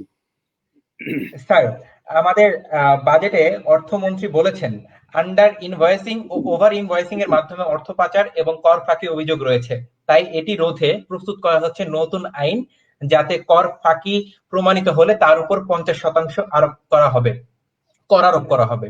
ওয়াশিংটন ভিত্তিক একটি সংস্থা গ্লোবাল ফিনান্সিয়াল ইন্টেলিজেন্স একটি প্রতিবেদনে জানায় বৈশ্বিক বাণিজ্যের মাধ্যমে 2015 সালে বাংলাদেশ থেকে 590 কোটি মার্কিন ডলার অর্থ পাচার হয়েছে, যা বাংলাদেশি মুদ্রায় প্রায় 50,000 কোটি টাকা। এ বিষয়ে অর্থ পাচার বন্ধে নতুন একটি আইনের খসড়া অনুমোদন করেছে বাংলাদেশ ব্যাংক। এই সংশোধনটা এরকম যে বৈদেশিক মুদ্রা সংক্রান্ত আইন, যেটা আর কি 1947 সাল থেকেই সেই আইনটা চলে আসছিল এখন পর্যন্ত। সেখানে বাংলাদেশ ব্যাংকের একটি কর্মকর্তা বলেছেন বৈদেশিক মুদ্রা নিয়ন্ত্রণ আইন 2047 আমদানি বিষয়ে অনেক অস্পষ্টতা ছিল, তাই বর্তমানে এই আইনে মামলা বেশ জটিল প্রক্রিয়ায় ছিল, তাই নতুন আইনে জটিলতা দূর করা হবে। তো এই বিষয়ে টিআইবি বলেছে অর্থ পাচার রোধে যে 50% জরিমানা যুক্ত করার প্রস্তাব করা হয়েছে তা পরিণামদর্শী, যা গুরু পাপে লঘুদণ্ডের মাধ্যমে অর্থ পাচারকে বৈধতা দিচ্ছে সরকার। এই বিষয়ে স্যার আপনার কাছে আমার প্রশ্ন থাকবে, অর্থ পাচার রোধে আগামী বাজেটে যে কর আরোপ করা হয়েছে এবং বৈদেশিক মুদ্রা নিয়ন্ত্রণ আইনের যে সংশোধন আনা হচ্ছে তা আপনি কিভাবে মূল্যায়ন করবেন স্যার? ধন্যবাদ প্রান্ত। আসলে ইম্পোর্ট এক্সপোর্ট আর আমরা যে কালো টাকা পাচার রোধ অর্থ পাচার রোধের বিষয়ে যে প্রসঙ্গ আপনি তুললেন, সেটি আমার যে এখানে খুব বেশি ধারণা আছে আমি তা বলবো না, কিন্তু আমি যেটা বলতে চাই যে সরকার যে পদক্ষেপগুলো নিচ্ছে এটা ইতিবাচক, কিন্তু পদক্ষেপগুলো বাস্তবায়নের ক্ষেত্রে আমরা দেখি যে সেটি সঠিকভাবে কোনোটাই বাস্তবায়িত হয় না। ফলে যে আইনের কথা বলি স্যার আমি একটু ক্লিয়ার করে দিই, সেটা হচ্ছে স্যার যে আমাদের আন্ডার ইনভয়েসিং ওভার ইনভয়েসিং, সেটা হচ্ছে স্যার আমরা রপ্তানির ক্ষেত্রে আমাদের যখন রপ্তানি করা হয় তখন যে পণ্যটা আমরা বিদেশ থেকে কিনি হচ্ছে $1000 দিয়ে, তখন সেটা আমরা সরকারকে দেখাই হচ্ছে $100, সেখানে আমরা একটা কর ফাঁকি দিচ্ছি। সেই বিষয়টা যদি ধরা পড়ে সেক্ষেত্রে 50% কর আরোপ করার কথা বলেছে সরকার। স্যার এটাই হচ্ছে বিষয়টা স্যার। স্যার যদি আমি সেই জায়গায় কথা বলতেছিলাম যে আমাদের যে অসততা সেই জায়গাগুলো তো প্রোটেকশনের জন্য সরকারের আইন রয়েছে, কিন্তু আমার প্রসঙ্গ হলো সেই বাস্তবায়নের জায়গাটা সঠিকভাবে হচ্ছে না, বিধায় তারা এই কাজগুলো করার সুযোগ পাচ্ছে। আমি প্রথম দিকে আব্দুল হামিদ বলতেছিলেন যে বিষয়গুলো, তার সাথে সঙ্গতি রেখে আমাদের সক্ষমতা, বাজেট বাস্তবায়নের যে সক্ষমতা, সেটি সঠিকভাবে আমরা প্রতিফলন দেখছি না বাস্তবে, যে কারণেই উনি হয়তো বলছে যে বাজেট আরো কমানো দরকার ছিল। আমি যদিও ওনার এই কমানোর পক্ষের সাথে একমত না, কারণ এই কোভিডকে মোকাবেলা করার জন্য আরো, আমি মনে প্রাণে মনে করি যে আরো বড় আকারে বাজেট দরকার ছিল। যেখানে সরকারের প্রাক্কলন হচ্ছে প্রবৃদ্ধি হবে 8.2, সেইখানে বাজেট কমিয়ে এই প্রবৃদ্ধি অর্জন করা এবং মানবিক সাহায্য বৃদ্ধি করা, এটি আমার কাছে কোনোভাবেই মনে হয় যে যায় না। যেমন আমরা একটা কিন্তু বাংলাদেশ অর্থনীতি সমিতির আমি কার্যনির্বাহী কমিটির সদস্য, এবং সেখান থেকে আমরা একটা বাজেটের কথা বলছি, 13,96,600 কোটি টাকা, এবং সেখানে কৃষি এবং স্বাস্থ্য খাতে 1,27,000 কোটি টাকার আমরা প্রস্তাব করেছি। অনেকে হয়তো এইভাবে দেখতে পারে যে এত টাকা কি সরকারের আয়ের সুযোগ আছে অথবা ব্যয় করার সক্ষমতা আছে? 5,68,000 কোটি টাকাই সঠিকভাবে বাস্তবায়ন করতে পারছে না, সেখানে এটা কিভাবে করবে? আমরা দেখেছি এবং বিস্তারিত বলেছি সেখানে যে যদি other things remaining the same, আমরা যদি সরকারকে একটা নিরপেক্ষ জায়গায় চিন্তা করি এবং সরকারকে ক্যাপেবল মনে করি একটা দেশ পরিচালনার জন্য, তাহলে অবশ্যই তারা এই আয়টা করতে পারবে। এবং যেমন মাহফুজ কবির তার কথায় বলেছেন কল রেট প্রসঙ্গে, দেখেন যে অলরেডি এটা জাস্টিফাইড যে আমাদের সামাজিক দূরত্ব বজায় রাখতে গিয়ে আমরা মানুষের সাথে মিশতে পারছি না। সেই ক্ষেত্রে আমাদের একমাত্র জায়গা ছিল যে সামাজিক যোগাযোগ মাধ্যমে যোগাযোগ করা, ইন্টারনেট এবং কল রেট। যারা অপেক্ষাকৃত দরিদ্র মানুষ, তাদের জন্য তো ইন্টারনেট অতটা প্রযোজ্য না, কল রেট প্রযোজ্য। সেখানে কি করে এই কোম্পানিগুলো কল রেট বৃদ্ধির চিন্তা করতে পারে? তারা কি কোভিড সিচুয়েশনে আছে কি নাই, এটা আমার কাছে মনে হয় যে আমি এটার অর্থ খুঁজে পাই না। ডক্টর মাহতাব বলতেছিলেন যে অনলাইন শিক্ষা কার্যক্রম বা শিক্ষার বিষয়ে আমাদের যে সম্প্রসারণ করা দরকার, তার জন্য বাজেট বরাদ্দ দরকার। আমরা কিন্তু বাজেটে সেই দিকগুলো অপেক্ষাকৃত কম দেখেছি, এবং সেই কারণে আমি মনে করি যে ডিজিটাল আমরা মুখে মুখে বলছি, কিন্তু সেটাকে বাস্তবায়ন করার জন্য এবং এই কোভিড সিচুয়েশনে বাস্তবায়ন করার জন্য আমাদের যে ধরনের এক্সপানশন করা দরকার, তার রিফ্লেকশন আমরা বাজেটে খুব একটা দেখি না। আমি মনে করি যে রেভিনিউ কালেকশন এটা কোনোভাবেই, আমরা যদি গত বছরের প্রপোজড বাজেট আর এই বছরের বাজেট দেখি, তাহলে অলমোস্ট 1 কোটি টাকার ডিফারেন্স অনলি। তো এইটা কি করে হয় যে গত বছরের তুলনায় আমাদের সক্ষমতা একই জায়গায় রয়ে গেল বাজেট কালেকশনের ক্ষেত্রে? আমরা কি একটু ট্রান্সপারেন্ট হতে পারবো না এই সমস্ত জায়গায়? সেই জায়গাটাতে আমার কাছে মনে হয় যে অনেক বেশি গুরুত্ব দেওয়া দরকার। সরি, আপনার প্রশ্নটা আমি সরাসরি অত বেশি বলতে পারছি না, কারণ আমি স্বীকার করতে অসুবিধা নেই, ওখানে আমার অত এক্সপার্টিজ আমার নাই, আমার কৃষি সেক্টরে রয়েছে। স্যার ধন্যবাদ স্যার আপনার মূল্যবান বক্তব্যের জন্য। স্যার এই প্রশ্নটা যদি আমি মাহফুজ কবির স্যারের কাছে যাই, স্যার হয়তো আপনি শুনেছেন এতক্ষণ আমরা যে বিষয়ে কথা বলছিলাম। স্যার মূলত প্রশ্নটা ছিল হচ্ছে অর্থ পাচার রোধে আগামী বাজেটে যে কর আরোপ করা হয়েছে এবং বৈদেশিক মুদ্রা নিয়ন্ত্রণ আইনের যে সংশোধন আনা হচ্ছে, তা আপনি কি করে মূল্যায়ন করবেন? স্যার আরেকটু যদি যোগ করে দিই, সেটা হচ্ছে বৈদেশিক মুদ্রা নিয়ন্ত্রণ আইন 1947 যেটা ছিল, সেটাই চলমান ছিল আমাদের এখানে। সেটা এবছর সরকার, বাংলাদেশ ব্যাংক সেটা নতুন ভাবে প্রণয়ন করার চিন্তা ভাবনা করছে। খসড়াও তারা তৈরি করে ফেলেছে, এটা অনুমোদনের অপেক্ষায় আছে। স্যার এই বিষয়ে যদি আপনি কিছু বলতেন। হ্যাঁ ধন্যবাদ। আমার কাছে মনে হয় কি যে আসলে এখানে সদিচ্ছাটাই মূল বিষয়। মানে এই যে আইন যেটা ছিল, ইভেন এই যে ফাইন্যান্সিয়াল ইন্টেলিজেন্স ইউনিট যেটা বাংলাদেশ ব্যাংকের, তাদের যে স্কোপ অফ ওয়ার্ক, তো সেটা যদি অ্যাড করি তাহলে সেক্ষেত্রে আমার মনে হয় যে আসলে যে সরকার যদি সরকারের যে সমস্ত সংস্থাগুলো আছে তাদের মানে যদি তারা যথেষ্ট পরিমাণে অনেস্ট থাকে আর তাদের অ্যাক্টিভিটিতে, তাহলে সেক্ষেত্রে আসলে এই মুদ্রা পাচারটা হয়তো সম্ভব হবে না। আর আরেকটা বিষয় হলো যে আমাদের দেশের যে এই যে বিনিয়োগের যে পরিবেশ, সেই পরিবেশটা যদি উন্নত করা যায়, তাহলে সেই ক্ষেত্রে কিন্তু মানে যারা উদ্যোক্তা তারা দেশেই বিনিয়োগ করতে চাইবেন, আমাদের দেশে আসলে এফডিআই আরো বেশি আসবে। তো বিনিয়োগের পরিবেশ, লজিস্টিক্স ফ্যাসিলিটি, এখানকার যে রেট টেভিজন, এগুলো যদি আমরা অ্যাড্রেস করতে পারি, মোটামুটি যে আমরা ইজ অফ ডুইং বিজনেস সেখানে ইমপ্রুভ করতে পারলে কিন্তু আমাদের দেশেই বিনিয়োগের একটা ভালো সুযোগ থাকবে। আমাদের এখানে যেরকম রেট অফ রিটার্ন ইনভেস্টমেন্টে, এরকম রিটার্ন কিন্তু যদিও রিয়েল রেট অফ রিটার্নটা যেমন ঘুষ বা এই ধরনের যে সমস্ত বিষয়গুলো আছে সেগুলো অ্যাড্রেস করার পর রিয়েল রেট অফ রিটার্নটা কমে যায়। এখানে বিনিয়োগের নানান রকম সমস্যা আছে। এই সমস্যাকে অ্যাড্রেস আমরা যতদিন করতে না পারবো ততদিন পর্যন্ত আমরা যতই আইন করি না কেন অর্থ পাচারটা হতেই থাকবে। আর জি স্যার। মানুষ কিন্তু সিকিউরিটি চায়, যারা যারা যাদের টাকা আছে তারা চায় যে টাকাটা সিকিউর থাকুক। এই কারণেই জি মূলত স্যার। আসলে এই বাজারটা হয়ে থাকে। তো এই জি বিনিয়োগের স্যার। জি পরিবেশটা স্যার। যদি ভালো হয়, আমাদের লজিস্টিক ফ্যাসিলিটি যদি ভালো হয়, আমরা যদি আমাদের বিনিয়োগকারীরা তারা যদি আস্থার পরিবেশ খুঁজে পান এখানে বিনিয়োগ করার, তাহলে সেক্ষেত্রে টাকা দেশে এত বেশি টাকা আসলে এবং ক্যাপিটাল ফ্লাইট এত বেশি হারে হবে না। আর যতদিন ওই জায়গাগুলো অ্যাড্রেস করতে না পারবো, আইন আরো কঠোর করেও আসলে এদেরকে ঠেকানো যাবে না। জি স্যার, ধন্যবাদ স্যার। স্যার আমরা একটা প্রশ্ন এসেছি, প্রশ্ন পেয়েছি ডক্টর সাইদুর রহমান স্যারের জন্য। স্যার আপনার জন্য প্রশ্নটি হচ্ছে, I would like to ask to professor doctor Saidur Rahman sir, can we reserve diesel for irrigation since world price is low, beside how current budget can contribute to expand or develop agribusiness activities of Bangladesh? Sir. Thank you. ধন্যবাদ জানাচ্ছি সামি ইসলামকে তার প্রশ্নটি করার জন্যে। তার প্রশ্নের উত্তরে শুধু এভাবে বলতে চাই যে সে লক্ষ্য করেছে যে বাংলাদেশের বোরো ধান উৎপাদনে সবচেয়ে বেশি আমরা জ্বালানি তেল ব্যবহার করি।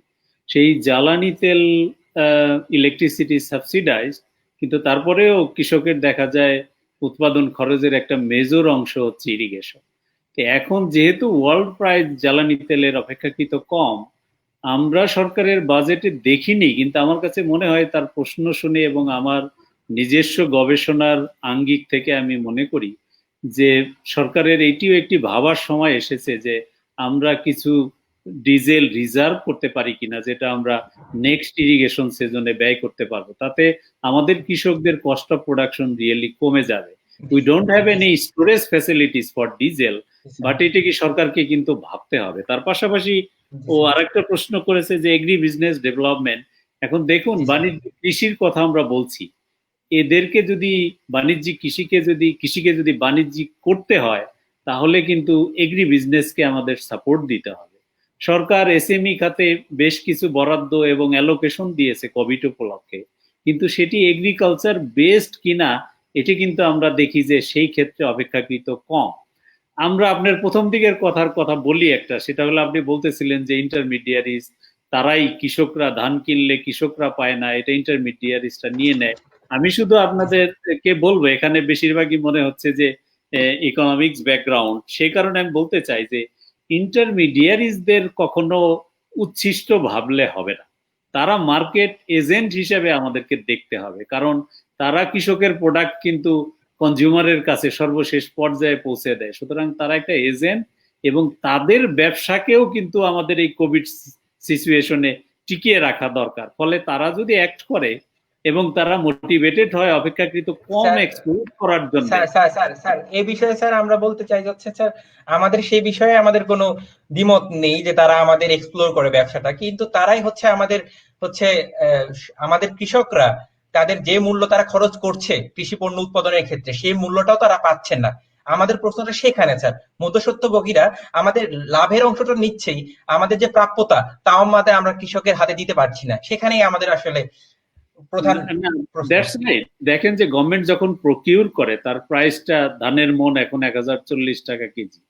এটি যখন বেশি পরিমাণে সরকার প্রকিউর করবে, তখন অটোমেটিক্যালি কিন্তু কৃষকের কাছ থেকে বেশি দামে কেনার একটা তাগিদ তৈরি হবে। এবং চালের ক্ষেত্রেও একইভাবে।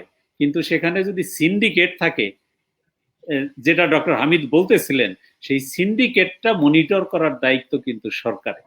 সুতরাং আমরা প্রত্যেকেই, আমরা এখানে কি বলবো, এটা কিন্তু আপনি কিছুটা গাইড করছেন, তাই কিনা?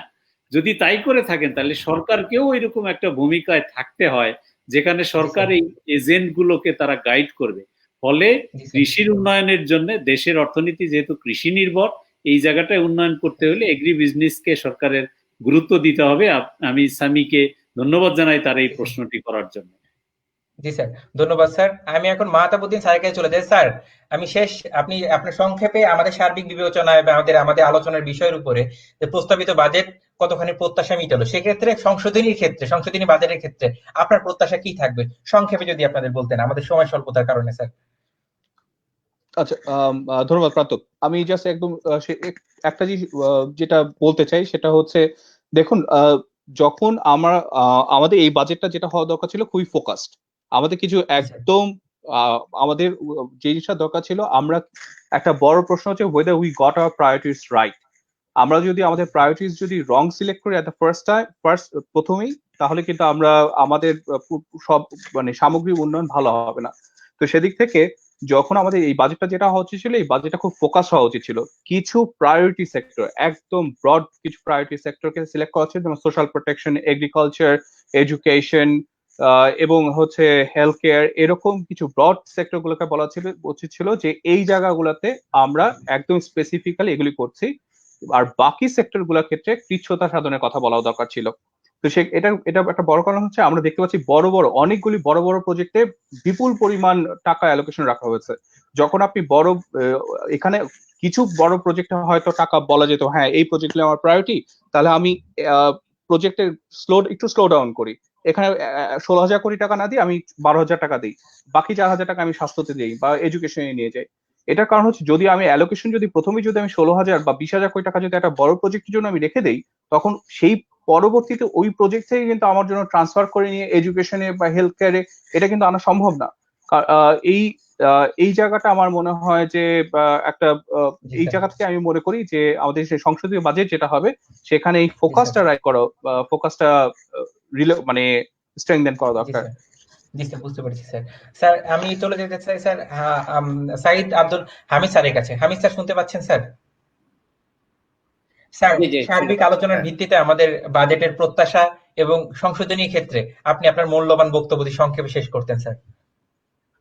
আমি এই যেটা আগে বলছিলাম, যেটা এই মাহতাবউদ্দিন ভালো কনক্লুশন টেনেছে, সেটা আমার কনক্লুশন, ওইটাই আমি বেসিক্যালি বলতে চাচ্ছিলাম।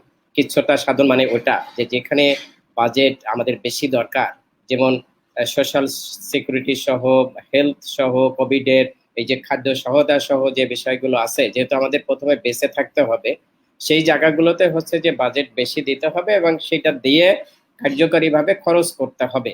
এইটা যেরকম খুবই গুরুত্বপূর্ণ। আর পাশাপাশি যেটা আমি আগের আলোচনায় বলেছি সেটা হলো কৃচ্ছ্রতা সাধন।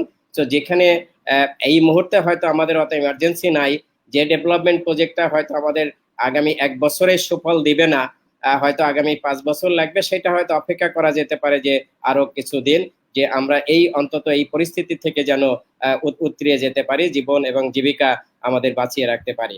আমি আরেকটা বিষয় যেটা বলবো সেটা হলো যে আমরা কোভিড প্রস্তুতির শুরুতেই আমরা দেখেছি আমাদের বিভিন্ন মহল থেকে আশ্বস্ত করা হয়েছে যে আমরা কিন্তু অনেক প্রস্তুত আছি এবং এই কোভিড আমাদেরকে কিছু করতে পারবে না। এটা কিন্তু আমরা বারবার শুনে এসেছি যে আমরা শক্তিশালী, আমরা আমাদের সব প্রস্তুতি আছে ইত্যাদি। আমি আরেকটা কথা এখানে যেটা বলবো, আমাদের এই বছর কিন্তু দুর্যোগ দিয়েই শুরু হয়েছে। একদিকে কোভিড আছে, আরেকদিকে কিন্তু বড় একটা ঘূর্ণিঝড়ও হয়ে গেল। যদিও ক্ষয়ক্ষতি আমাদের প্রস্তুতির জন্য কম হয়েছে, কিন্তু বৃষ্টি যেভাবে হচ্ছে সেটা বন্যা হওয়ার কিন্তু আশঙ্কা আছে। তো এখানে আমি বলবো যে আমাদের খাদ্য প্রস্তুতি যেটা, সেই প্রস্তুতিটা যেন কোভিড এর প্রস্তুতির মতো যেভাবে আশ্বস্ত করা হয়েছিল সেটা না হয়। আমি আবার রিপিট করছি যে কোভিড এর প্রস্তুতিতে আমরা বিভিন্নভাবে আশ্বস্ত হয়েছিলাম যে কোভিড মোকাবেলায় আমরা যথেষ্ট সামর্থ্যবান, কিন্তু আমরা আলটিমেটলি দেখতে পাচ্ছি যে সামর্থ্য আমাদের ছিল না বা এখনো নাই, এবং সামনের দিনগুলোতেও সেই সামর্থ্য আমরা দেখাতে পারবো বলে মনে হচ্ছে না।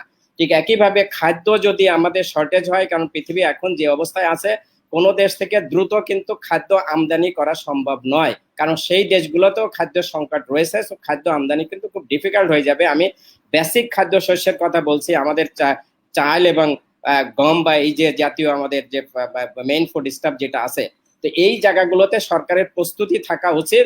এইটা কোনোভাবেই যেন কোভিড এর মতো জনগণকে আশ্বস্ত না করে এখানে ফান্ডামেন্টাল প্রস্তুতি বা বেসিক প্রস্তুতি যেটা, এবং যে প্রস্তুতি হয়তো এখন আমরা প্রেডিক্ট করতে পারছি না, তার থেকেও বেশি প্রস্তুত থাকা উচিত, যাতে খাদ্যে আমাদের ঘাটতিটা না থাকে। এবং সেটা যদি হয় তাহলে কোভিডে হয়তো আমরা বেশ কিছু লোক তো মারা যাচ্ছে, আরো সামনে যাবে, কোনো উপায় নেই। এখন আমরা সবকিছু হারিয়ে ফেলেছি, কারণ ম্যানেজমেন্টের এখন আর কোনো উপায় নেই এবং ম্যানেজমেন্ট আমরা সেটা দেখতে পাচ্ছি না। কিন্তু খাদ্যে অভাবে মানুষ যেন না মারা যায়, সেইটার জন্য আমাদের এখন থেকে প্রস্তুত নিয়ে রাখা উচিত। সেই জন্য আমি আবারও বলবো যে সমস্ত খাতে ডেভেলপমেন্ট খাত আমাদের 2 বা 5 বছর পরে করলেও অত বেশি ক্ষতি নাই, সেই জায়গা থেকে বাজেট কমিয়ে এই খাদ্য কিনাতে সরকারের গুরুত্ব দিতে হবে। সাথে হেলথ তো আছেই, সেটা তো আর বলার অপেক্ষা রাখে না। জি স্যার, ধন্যবাদ স্যার। স্যার যেটা বলছিলেন আর কি, আপনি যেটা বললেন সত্যি, সেটা আসলে আমাদের জাতিসংঘ আমাদের হুঁশিয়ার করেছে যে হচ্ছে গিয়ে কোভিড-19 এর ফলে আমাদের গোটা পৃথিবীতে যে পরিমাণ মানুষ মারা গিয়েছে খাদ্য সংকটের কারণে, একাধিক মহামারীতে এবং দুর্ভিক্ষের কারণে এর চেয়েও বেশি মানুষ মারা যাওয়ার আশঙ্কা করা হচ্ছে। ধন্যবাদ স্যার আপনার মূল্যবান বক্তব্য রাখার জন্য। আমি চলে যেতে চাই ডক্টর মাহফুজ কবির স্যারের কাছে। স্যার, যদি সংক্ষেপে আপনি আপনার মূল্যবান বক্তব্য দিয়ে শেষ করতেন আচ্ছা, আপনার জায়গাটা। একটা হলো যে ওই কালো টাকা সাদার বিষয়ে একটুখানি আমার মনে হয় যে আরেকবার একটু চিন্তা করা দরকার আছে, যে এটাকে আসলে এটা নিয়ে সরকার একদম ক্লিয়ার পলিসি থাকা উচিত আর কি, যে যাতে করে আমাদের জি স্যার। যারা প্রত্যেকের অর্থে যারা সৎ করদাতা তারা যেন কোনোভাবেই ডিসকারেজ না হন। এটা একটা বিষয় মোবাইল জি স্যার। যেটা অলরেডি বলেছি, যে এটা রিভাইজ করা অবশ্যই দরকার।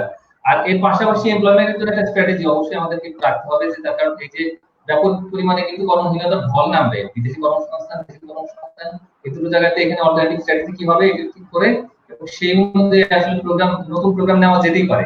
তো সেটা একটা নেওয়া যেতে পারে।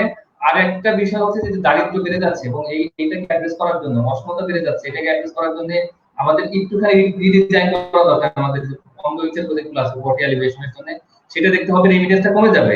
তো সেটা যদি হয় তাহলে সেক্ষেত্রে আমাদের ফরেন রিজার্ভের উপর একটা প্রেশার তৈরি হবে, ডাউন প্রেশার। তো তখন কিন্তু আমরা এই যে আমাদের যে অন্যান্য যে সমস্ত অর্থনৈতিক কর্মকাণ্ড, বিশেষ করে যে ইন্টারন্যাশনাল লিঙ্কেজ, আমাদের যে ইন্টারন্যাশনাল ট্রেড, ওই জায়গাতে আমাদের পারফরমেন্সের ক্ষেত্রেও কিন্তু একটা নেগেটিভ ইম্প্যাক্ট করবে। তো সেটা একটু চিন্তা করে দেখার দরকার আছে আমাদের। সব মিলিয়ে কিন্তু এই যে বাজেট, সেই বাজেটটাকে যদি সংশোধনের কোনো সুযোগ থাকে আর কি, সেক্ষেত্রে আমাদের যেটা যেটা বললেন, তো সেটা এবং এই বিষয়গুলো কিন্তু এক জায়গায় করে আমার মনে হয় কি যে একটু নতুন করে প্রাইভেট করে ঠিক করার জন্য ব্যবস্থা করা যায়, সেক্ষেত্রে আসলে সবারই উপকার হবে। ধন্যবাদ স্যার। ধন্যবাদ স্যার, আমরা সেই প্রত্যাশায় থাকবো। Professor doctor Saidur Rahman sir, sir আপনি যদি সংক্ষেপে আপনার শেষ করতেন আপনার প্রত্যাশাটা দিয়ে বাজেটের সংশোধনীতে। জি, আমরা অনেকক্ষণ আলাপ করলাম। আমি একেবারেই একমত ডক্টর হামিদের সাথে। সেটি হলো যে উনি বলেছেন যে স্বাস্থ্য খাতের যে প্রস্তুতির কথা শুনছিলাম, তার যে অবস্থা দেখলাম, এটি যদি সামনের দিনগুলোতে কৃষি খাতে বা খাদ্যের যে যোগান সেই খাতে দেখা যায়, তাহলে কিন্তু আমাদের এখন তো খুব স্বল্প সংখ্যক লোক মারা যাচ্ছে, তখন কিন্তু অগণিত লোক মারা যাবে, সেটি বিষয়ে কোনো সন্দেহ নাই। সুতরাং সরকারের খাদ্যদ্রব্যের সংগ্রহের যে প্রস্তুতি, এটা যেন কোনোভাবেই মানে ভঙ্গুর না হয়, সে বিষয়ে আমিও গুরুত্ব দিতে চাই। আমি আরেকটা কথা বলেই শেষ করব, সেটা হলো যে কোভিড পরিস্থিতিতে অসংখ্য মানুষ শহর থেকে গ্রামে ধাবিত হয়েছে।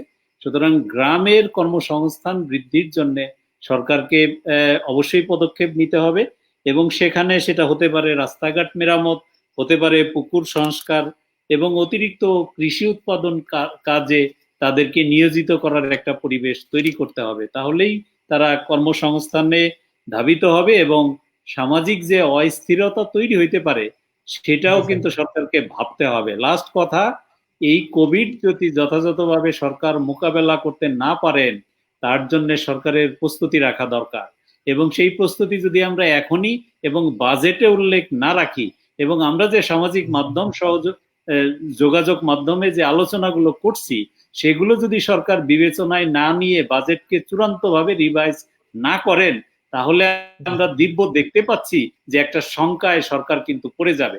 সেই জায়গাটাতে আমি মনে করি যে আমাদের খেয়াল রাখার দরকার। আমি ডক্টর কবির এবং মাহতাব সহ আনু মোহাম্মদ স্যারকে ধন্যবাদ জানাই যে আমরা একসাথে এই প্রোগ্রামে অংশ নিতে পারলাম। দেশের কৃষি, স্বাস্থ্য এবং সার্বিক পরিস্থিতি নিয়ে আমরা মত বিনিময় করতে পারলাম। যারা লাইভে ছিলেন সবাই আমাদেরকে দেখেছেন।